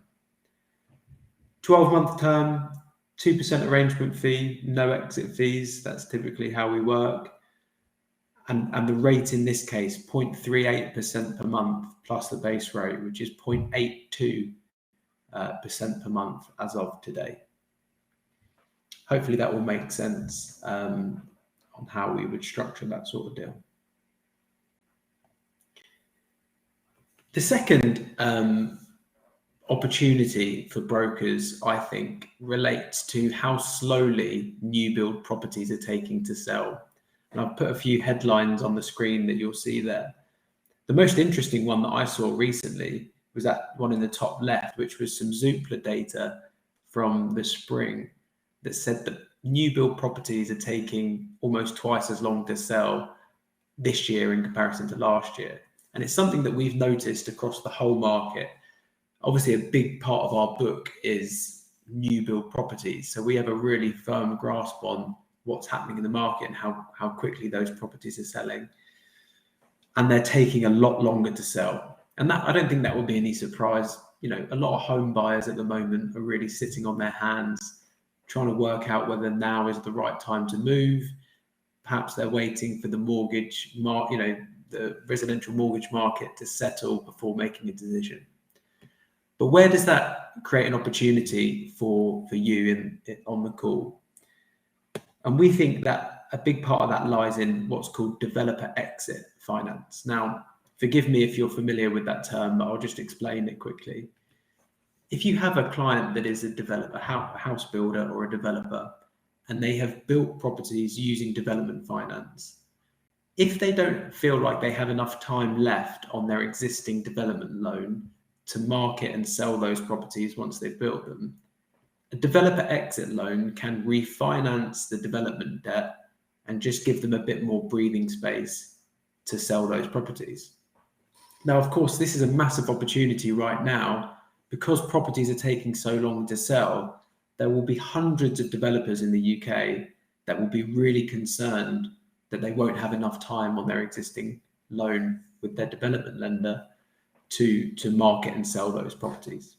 And that opportunity is highlighted by the fact that 40% of the loans that we've completed this year, which is up 20% on a previous year, is in developer exits. It's a big area for us, and it can be a really lucrative area for brokers. To put this in perspective, yesterday Octane completed £14.5 million of developer exit loans, and we paid out nearly £300,000 in prop fees to brokers on that day, and that was only to 4 brokers. So each of them made a pretty significant amount of money that day. So how do we approach developer exit loans? We lend up to 70% loan to value. We will look at complete developments or nearly complete developments. So it doesn't have to be 100% finished. As long as it's wind and water tight, we can look at it. We lend all the way up to £20 million. So we can look at big multi-scheme, multi-unit schemes. And our rates for developer exits, and this goes across everything we do in terms of bridging, start at 0.33% per month plus the base rate. And that's just 0.76 as of today. So I'm pretty confident that's, as I said before, very much one of the cheapest options in the whole market. Now, there are generally three main reasons that developer exit loans can be attractive for your clients. The first and the most obvious one is time pressure. If you've got your development lender ringing you and emailing you and telling you that your time is running out and that you need to repay them and putting more and more pressure on you, that can be really stressful for developers, especially considering they spent so much time building these properties. The last thing they want to do is flog them at low prices just to repay their development lender. So relieving that time pressure is often a key driver. Another driver is capital raising or cash. If you're a developer and you've got multiple properties, multiple sites in development at any one time, gearing up against an existing property or development to release cash to go towards other developments might be attractive. And finally, rate. Development loans are getting more and more expensive, and many development lenders, their rates are more than 1% per month. And if our rates are in the mid 0.7s a month, shifting from expensive development debt onto cheap bridging finance can offer a monthly cost saving to the client. Let me give you another example. So this house, this CGI you'll see here, this was one of 3 remaining houses in a development of 10 houses near Gloucester. So our client is a developer, he's built 10 houses, he's sold 7 of them, he's got 3 left. Now his problem is that his existing lender have refused to give him an extension. So he has, in this case, he had 6 weeks left to repay his development lender, and he was under real pressure from them. Now, the issue that he's got is that he's clearly not going to sell 3 houses in 6 weeks. So he needs just a bit more time. The other thing to note is that one of the houses was unfinished. It had £90,000 of build costs outstanding to get it up to being finished. So the end value of the 3 houses, on the assumption that they all are finished, was £2.4 million, and he owed just over 1.4 to his existing lender. So how do we do this? Well, we lent at 70% loan to value against the GDV, not the current value. That's quite a unique approach. It just means that we can often lend more than other lenders if you remove the uncertainty of how much is a part complete property worth in its current condition. So 70% against the GDV. The £90,000 of remaining works was kept to one side and released to the client once the property was finished. 12-month term, 2% in with no exit fees, and a rate of 0.39% per month plus the base rate, which is 0.83% per month as of today. Hopefully that all makes sense, but yeah, clearly happy to have any questions as we go. So just to conclude, I've focused there on 2 main areas that we look at: HMO conversions and developer exits. But clearly that's not all of what we do. We're a bridging lender. Any case that you need bridging finance for, we can look at. So let's just quickly run through a few examples. On the left here, you've got the types of bridging cases we see. We've spoken about developer exits. Auction finance is a big area for us and any bridging lender. Title splits is interesting. So if you've got a property that sits on a title, and maybe you're looking to carve off some of the land with the view to developing new properties on the new land, we can help with those scenarios.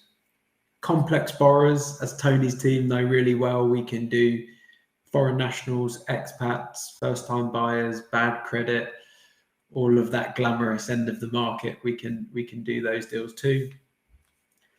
And then on the refurb side, decorative, properties in bad condition, structural, so loft conversions, rear and side extensions, and then it's those change of use projects, house into HMO, house into flats, commercial into residential.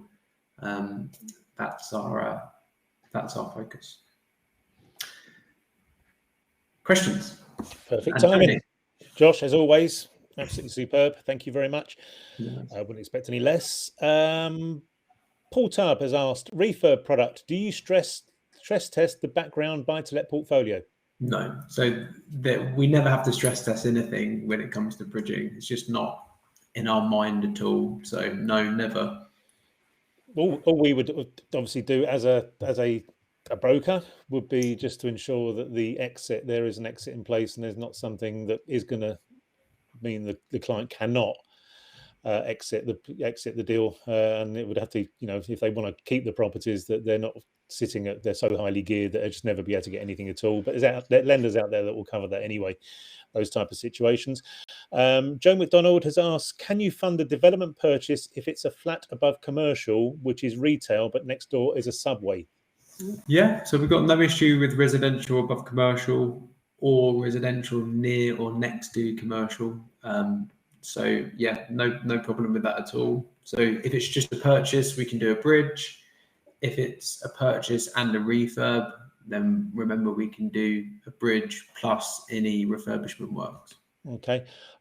Justin has just said some excellent examples and options. I would agree. Paul Tubb has another question from Paul. Buy to let, will you lend to foreign nationals? You did mention foreign nationals on the bridging side, and I know you withdrew your buy to let product when things started to get a little bit icy last year. Any sign of that coming back? Yeah, so we flirted with the idea of relaunching it about 4 or 5 times this year.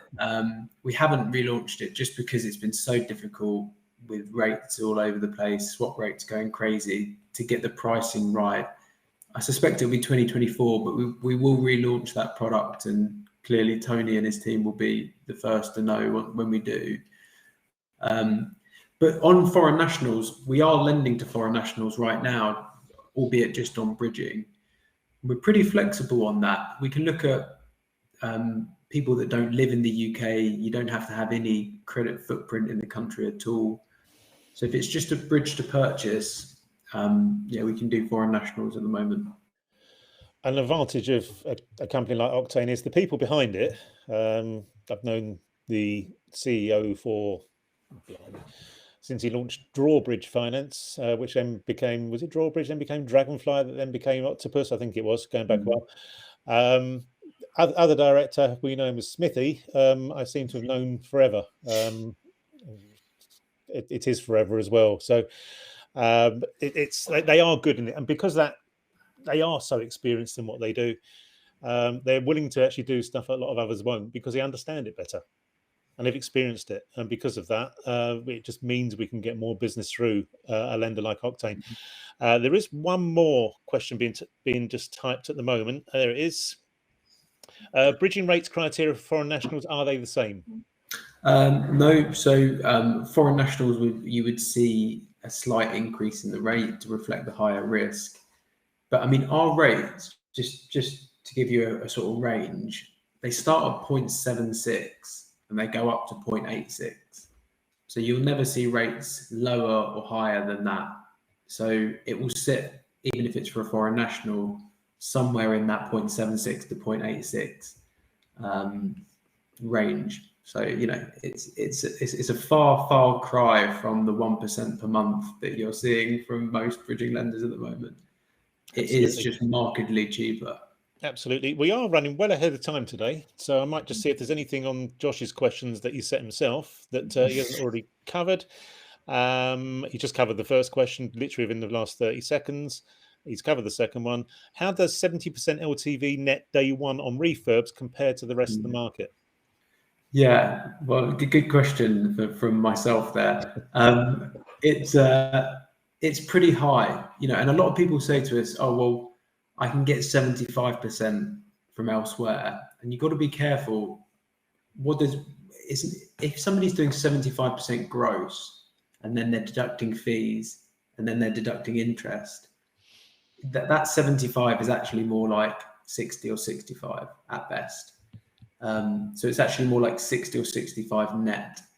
Whereas our 70 day one is net of interest. So you get all of that towards the purchase.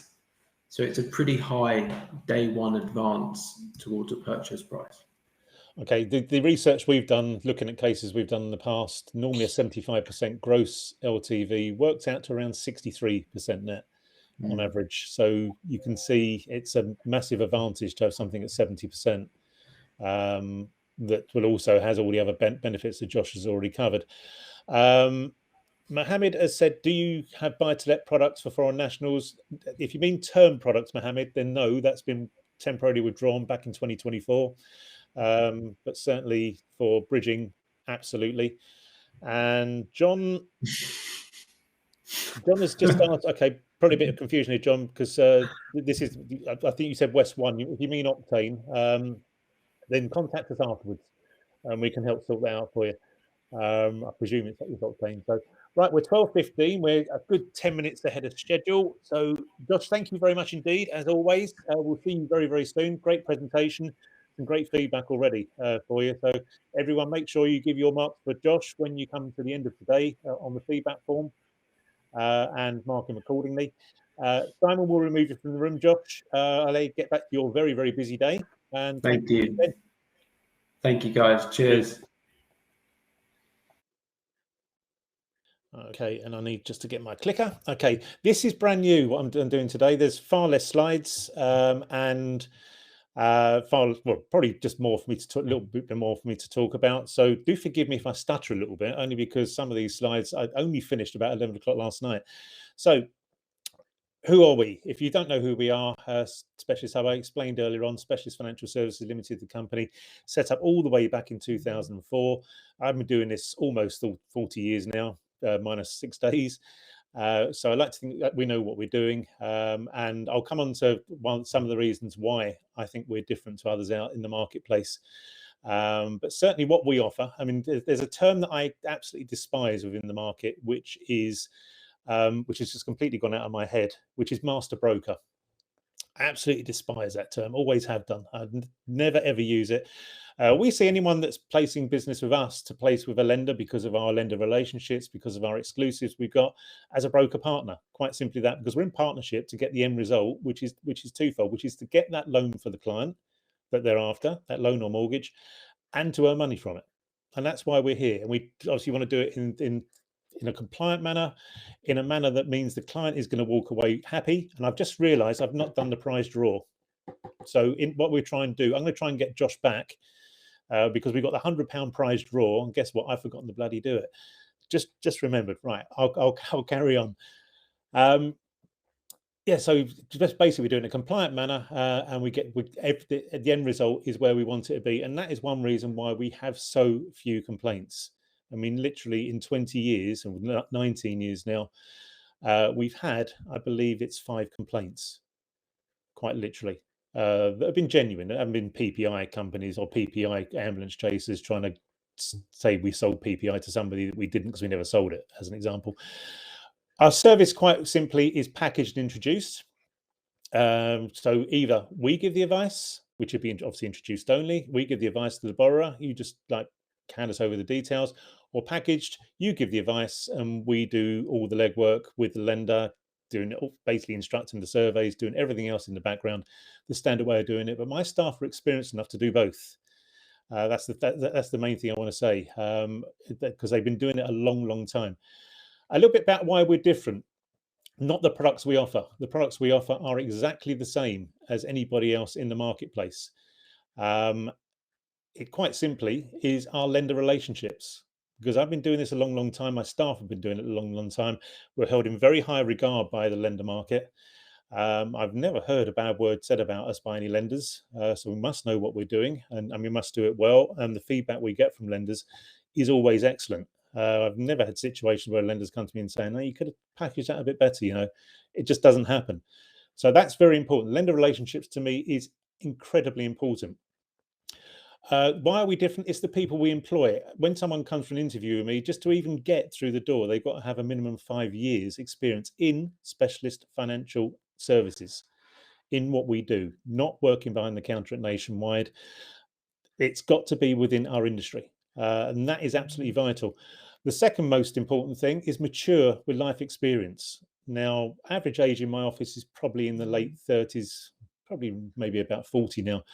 Again, absolutely vital. When you phone a lender and you speak to somebody who's been in the market for 3 months and is 18, 19 years old, how confident are you that they actually know what they're doing? Because the amount of conversations I have with people, with underwriters at lenders sometimes, where I end the call thinking, you haven't got a clue what you're talking about. You really haven't. You don't even know your own criteria.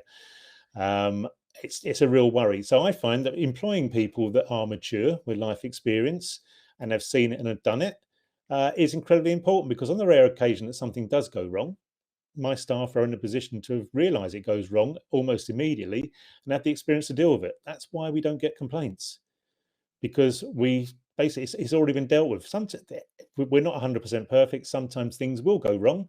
We realize that it's always going to happen, but we can deal with it almost straight away, pretty much straight away, and we come away with a happy client. It's not our numerous awards from the financial press. Josh is back, so I'm going to jump in. In fact, I'm going to stop there. Josh, really sorry about that. You sponsored the prize draw. I forgot. The Casino old git you were talking to forgot, even though it's right in front of him, to I do anything forgot as about it. well. Absolute plonker. Right, okay. Please don't mark me down when it comes to the vote, comes to the feedback, please, people. Right, Josh, I need a number. What we've done is we've taken everybody that has been constant throughout today's presentation, and I'm going to ask you to give me a number.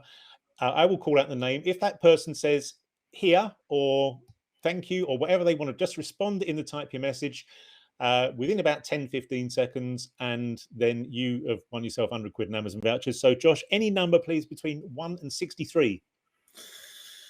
54. 54.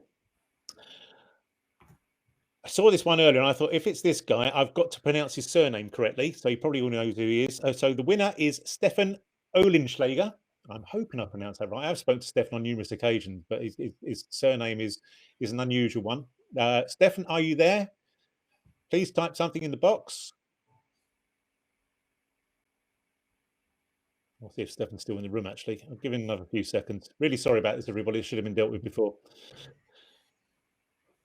No, not getting a response. So 5, 4, 3, 2, 1. Another number, please, Josh. 1 and 63. 21. 21. Ian Osang. Ian, are you there? Yep, someone's typing. Yeah, Ian's there. Ian, you've just won yourself 100 quid. Josh, thank you very much. Really apologise for that, honestly. No worries at all. Senile. Right, I'll crack on. Simon will remove you from the room, and sorry, not Stefan. Ian, Josh, Octane will be in contact with you directly on that. We don't get involved in that particular side of it. So, but well done, 100 quid. Okay, so where were we? Not our numerous awards in the financial press. Those of you who watched me talk about this before, I refuse to get involved in anything when it comes to brokers. I've seen so much corruption over the years in the awards industry, mainly from the financial press. It has been absolutely horrific. So you will not see us win an award for anything, because I'm not prepared to spend 20 grand on advertising or some of the other things that I've seen go on in the past, which really should be outlawed. Because it just isn't right. So no, we haven't won the awards, and we haven't got a cupboard full of awards that mean absolutely nothing. You never see me run up on a stage like I've just won an Oscar for something, because it's not going to happen. Just it's not for me at all. It is how seriously we take the compliance and prevention of financial crime. This is one reason why lenders like us so much, is the amount of times we've actually come across somebody who is trying to be a bit naughty. I'm talking customer wise, and with the lender's assistance, we've managed to not only get it sorted so the person can't do that again, but obviously what we've done has meant that the lender doesn't suffer financial loss, because some of the frauds we come across are fairly sophisticated. I don't see a lot of them, but when we do find them. And I've seen too many examples where, there's been examples where we've been asked by a client who isn't really the client to raise finance to pay off something that's been arranged by another broker. who obviously wasn't quite as strict. And it's the reason why the NACFB on 3 occasions now have said that our KYC and anti-money laundering controls are absolutely second to none. But when it comes to lenders, that's one reason they absolutely love us, because we are very, very hot on that. Very, very hot. What else we offer? We offer one underwriter from start to finish. I've never seen the point of having a sales team, an underwriting team, a processing team, a completions team. It's too many people getting involved in something. The situation that has to be seamless for the client to get the right advice, and it takes a special type of staff member to be able to do the process from start to finish. It really does, because I've tried the other way, and it works great if you've got hundreds of staff, but it doesn't work great for the borrower. It really doesn't. It works great for the broker, which is not really where we want to be. So one underwriter from start to finish. Only other time someone else gets involved is me at completion, because I pay you, and I pay you immediately upon loan completion if we've got your bank details. And I obviously need confirmation of your bank details, because you might have changed your bank account a month ago or 3 weeks after your last completion and haven't told us. So we ask for your bank details and verify them properly, and then we pay you. No excuses. I mean, I've paid a broker all the way back in July on a deal. It's on a commercial deal, and I'm still waiting to be paid by the lender. And that's why the high street lenders, because their systems are absolutely awful. But our broker partner has already had his money and no doubt spent it. And no commission clawbacks. The only time we claw back commission is if there was an element of fraud, which, as I say, we find those. We've not had a clawback because of fraud. I can't actually remember. I don't think I've actually had one in 20 years. And the only other circumstance would be if someone cancels the agreement within, some lenders allow 14 days to cancel agreements. And in that case, obviously, the transaction doesn't go ahead. What else can we offer? This is something that we developed in-house. We developed our own quoting systems in-house. We don't make these available to everybody yet, only because that needs to be part of our website, and it's something we're working on at the moment. But quite simply, when it comes to secured loans, some of the specialist first charge lenders, commercial, specialist buy-to-lets, and bridging, you call us and say, want to get an idea of what the rate will be, which is not normally the most common question we get. What will the rate be for this client? A difficult question always to answer, because you haven't got the full details. But just as an indication, we can give you this in writing within 90 seconds. As simple as that. It doesn't take, it's not as if you're going on to, I mean, we use Mortgage Brain. To get a quote off Mortgage Brain, blimey, it's not good. We can literally have a quote on your email within 90 seconds. And these are updated daily. It's been absolutely horrendous recently, trying to keep all these up to date with the amount of changes. We've had lenders that change their rates one day and then they actually change them the following day. So we all know how horrendous it's been recently, but these are up to date. So if it's something you want, something that's accurate, and these are accurate because they've been designed by people and are actually kept updated by people who know what they're doing, i.e. me, that is a major advantage, because sometimes we see products not being updated on the Mortgage Brain, on Mortgage Brain or some of the others for 7-10 days at times, which at the moment just isn't acceptable. Our products, pretty much everything that's secured on property except for equity release. And we also now have a range of probate loans, which we have found are becoming very popular. So if somebody's looking to draw some money from an inheritance they've got, and it's still a long way off, we can arrange those. And because we've got more than one option now, something we're offering out to our wider broker partner network. But literally everything you see there, and there's a lot of products you'll see within that you won't have access to directly. So we're always worth a call. This is on second charges. I just pulled out some stuff about what people say about my team. I'm not going to read all these out because it will take way too long. And we are going to finish early today, and you will still get your 3 hours worth of CPD. Just a couple of things from that. I mean, these are 3 recent ones. I probably need to update these because we do get a lot of these. But when one of my staff is actually, someone says about one of my staff, it's not an exaggeration to say you are a tremendous person. That was for somebody that we've arranged now. I think it was 4 separate transactions over different. So I believe there was 1 resi, 2 buy-to-lets, and 1 second charge, I believe, and all just sell through with no issue for the client, and something that was very, very complex. And that's why experienced staff are required when it comes to that type of transaction, because it's not something an inexperienced person could probably deal with. Again, I won't read all these out. Would definitely use again. And this is these are actually from your customers, potentially your customers. This is what they say about us. We've not had a bad feedback report from a customer probably since pre-COVID. And that was only something about, normally it's just moaning about the lender or the solicitor. But certainly in going on 4 years now, nothing at all.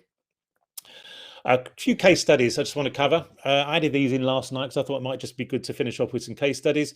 This is a client, fairly substantial client, I mean, quite a very wealthy client who bought a property, a 20-bed property that had planning for 10 beds as an HMO. They also found just before they bought it that the next door neighbour had been running their electric off of their supplier for years. So that had to be sorted as well, which was quite an unusual situation. So we arranged a bridge with Roma Finance all the way back in November 21. He had massive problems with sorting the planning out. So in November 22, we rebridged it again with Roma. And you can see what our broker partner was earning. He's had 46 grand so far in earnings. And then we now have the client that's come back to us he's now got everything in place. He's now done the property up, and now Shawbrook are arranging a £2.2 million advance. And of course, our broker partner will be earning again. So a fairly considerable, that's somebody we've helped out, and the client is over the moon. He's seen his property value soar because of where it is. And he's made a lot of money out of this, but we've managed to keep this going. It's only because of our relationships that we managed to get the extension on the bridge back in 2022 that managed to get this through. The most difficult case I've ever been involved in. Some of you probably would have heard about this one. Two Orthodox Jewish clients living in Israel, retired out to, or Mr. retired, or the dad retired out to Israel in 2001, took his 16 children with him. Refinance of 19 properties, actually has a portfolio of about 45 properties that are dealt with by a property manager in the UK. Was looking to refinance 19 that had lending with Nationwide Building Society. Now, those of you that know, Nationwide haven't been in the market for many, many years and had gone way over term. Because two of the properties had regulated tenants, needed 6.4 million. It seemed that everyone that was advising these clients was just basically leeching off them. And they'd been charged for work that hadn't been done. The worst was the solicitors that were involved hadn't removed charges from 20 years previously. They hadn't actually registered a lease on a property that should have been registered in 2006. And it was only when I was doing some searches and trying to find out what was going on that I found that the lease hadn't been registered. And guess what? Once we actually raised that, the lease was actually applied for. The paperwork was submitted that afternoon. One property that had been offered security had been sold in 2013, believe it or not, even though it was valued. Don't ask me how. ASTs in the wrong name, ASTs that could not be located, properties that weren't insured. It was an absolute mess. It really was. Introduced a partner. I worked on this one mainly on the legal side because I was dealing with a solicitor who really couldn't care less and was still charging the client £300 an hour. Our broker partner earned 45 grand, just over 45 grand on that, on the day of completion. Once again, we didn't wait to get paid ourselves. This is what he said: if I could give you more than 5 stars, I would. Won't read all of this. He's actually retired, a retired mortgage broker and IFA. He's now making almost as much money now as a retired. He only gives us unregulated business, but being retired, as he was when he was actually full-time working. And he's already, I think he's now in our top 5 all-time brokers or broker partners. So let's just say on this one, it just says at the end, I found this is my staff, all staff responsive, dedicated to success, and fun to speak with. And that's the other thing when you're dealing with people who've got a bit of oomph in them and have been doing this a while. You're not dealing with robots. You're actually dealing with people who know what they're doing, and you'll be going away from that conversation with them thinking, yeah, they do actually know what they're talking about.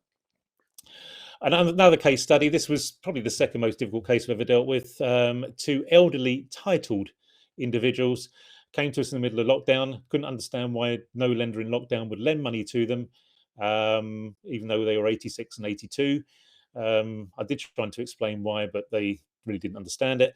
Refinancing 18 properties, all in the same village, massive concentration issues, as you can imagine. Some had no EPCs because their property manager, again, situation where they were being leached off, had no EPCs. at all. So they were being let illegally. Almost all were under rented. Some of the rents hadn't changed in 20 years because they were lord and lady of the manor. They just basically, if they liked a tenant, they just would leave the rent at what it was. Horrendous. They've been defrauded on several occasions, large sums of money. I mean, one situation they were defrauded of over 8 million quid. So they didn't trust anybody at all. So this took a lot of work on this to actually make them comfortable with us and to ensure that, you know, they knew we was acting in their best interests. Broker partner earned just under 30 grand on their completion on this, because unlike the person who sold them the previous deal, who walked away with over £117,000 and paid the introducer, who then became our broker partner, 7, we actually paid what he was due on the day of completion. And we're now refinancing all properties because it was done under one banner, done under one lender. All properties are being refinanced on separate deals, which is what they were after in the first place. We just didn't have the time at when to do this, or the products, unfortunately. Okay, and it's one last thing I mentioned earlier on about our broker relationships. And it really is, sometimes it's not what you know, it's who you know. I can't stress this enough sometimes, because it's a major advantage, because my staff know if they're getting any pushback from a lender, and it's normally they're dealing at underwriter level, remember, maybe underwriting manager level. Because of my contacts, I can be the difference. This is not blowing my own trumpet, it really isn't, but because I've been doing this a long time, and I can be the difference between a deal falling out of bed or completing. And this was the best example I could ever give you. Husband and wife, 2 profitable children's nurseries, very profitable children's nurseries. Mr. ran the financial side. Mrs. just did basically looking after the kids. She was oblivious to what he was doing. He'd actually defrauded HMRC out of 850 grand. It was only when a member of staff contacted HMRC with a query, and said, well, you've not paid any national insurance or tax, so there's been nothing at all in the last 19 years. And she's like, right, that's how long I've been at my employer. They investigated. He was arrested, sentenced to 5 years in prison. She divorced him, quite rightly. Unfortunately, every property that had his name on had a Proceeds of Crime Act charge registered against it. Now, you try obtaining finance where there is a Proceeds of Crime Act charge. It can be horrendous. And sometimes, quite rightly so, and we've had money loan sharks come to us who've had a Proceeds of Crime Act charge asking if we can raise finance for them. No, we can't. But this type of situation, this was different. Barclays are called in both commercial mortgages. Northern Rock residential mortgage had gone over term. Buy-to-let mortgages that they had were getting to the situation where they were about to go over term, and they also had the Proceeds of Crime Act charges. Declined by multiple lenders across the industry, as you would expect. You should expect, through multiple brokers as well. I think we was broker number 7 that was approached on this, all due to reputational risk. This is what we did. We contacted Together Money, who've been speaking today, and their compliance department, underwriters took the case to compliance department and said, no, can't do that, Proceeds of Crime Act charge, without even looking at the details. Case given to me as a decline, as they all are, just to see if there's anything we can do. 10-minute conversation with somebody I know at Together Money incredibly well. I've known him since the 80s. Some of you will probably guess who he is. He's a director there. I gave him an overview of the case, warts and all, and he said, okay, what's wrong with that? He took it to compliance department. Very different when a director walks into the compliance department of a lender and says, why aren't we doing this? Because they had to justify their decision. And guess what? They reconsidered.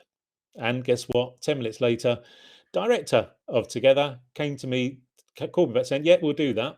No problem at all. Refinanced both Barclays mortgages, refinanced the Northern Rock mortgage, paid off all the Proceeds of Crime Act charges, removed Mr. from title on all of these. So that was all dealt with. Everything was repaid.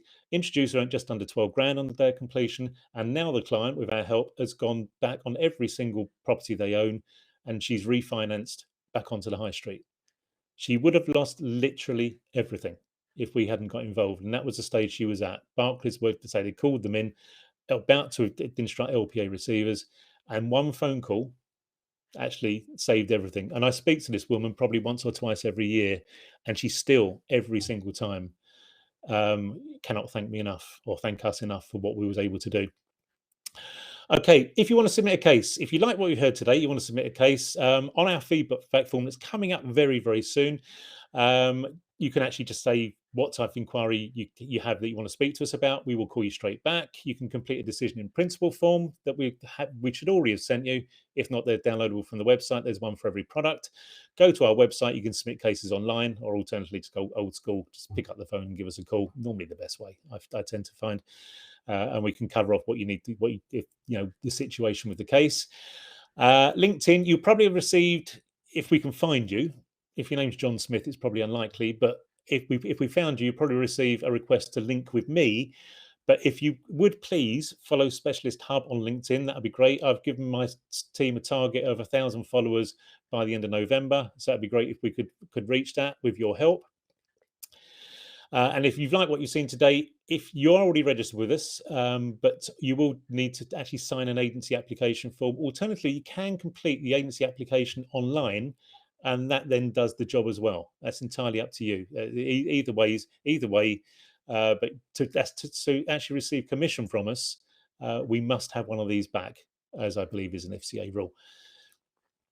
Our next show is on the 12th of October. And we have Roma, Family, Building Society, Lend, Invest, and Alica, as usual, as always, talking about different products, not all talking about the same product, which would become incredibly boring. And our last show of the year is the 9th of November, and a full list of 2024 dates will be launched shortly. Remember, we do have our Sutton and the Specialist coming up at the end of October, so watch out for that. You should have an email today. But when you leave today's slides, which is actually on the next slide, and I'll just show you this now, any time now you will see a click here and leave feedback and download giveaways button will appear in orange just towards the top of the screen. When it does, don't click it yet. Okay, that will then take you to the feedback page and then takes you to anything you want to download. You can watch previous shows.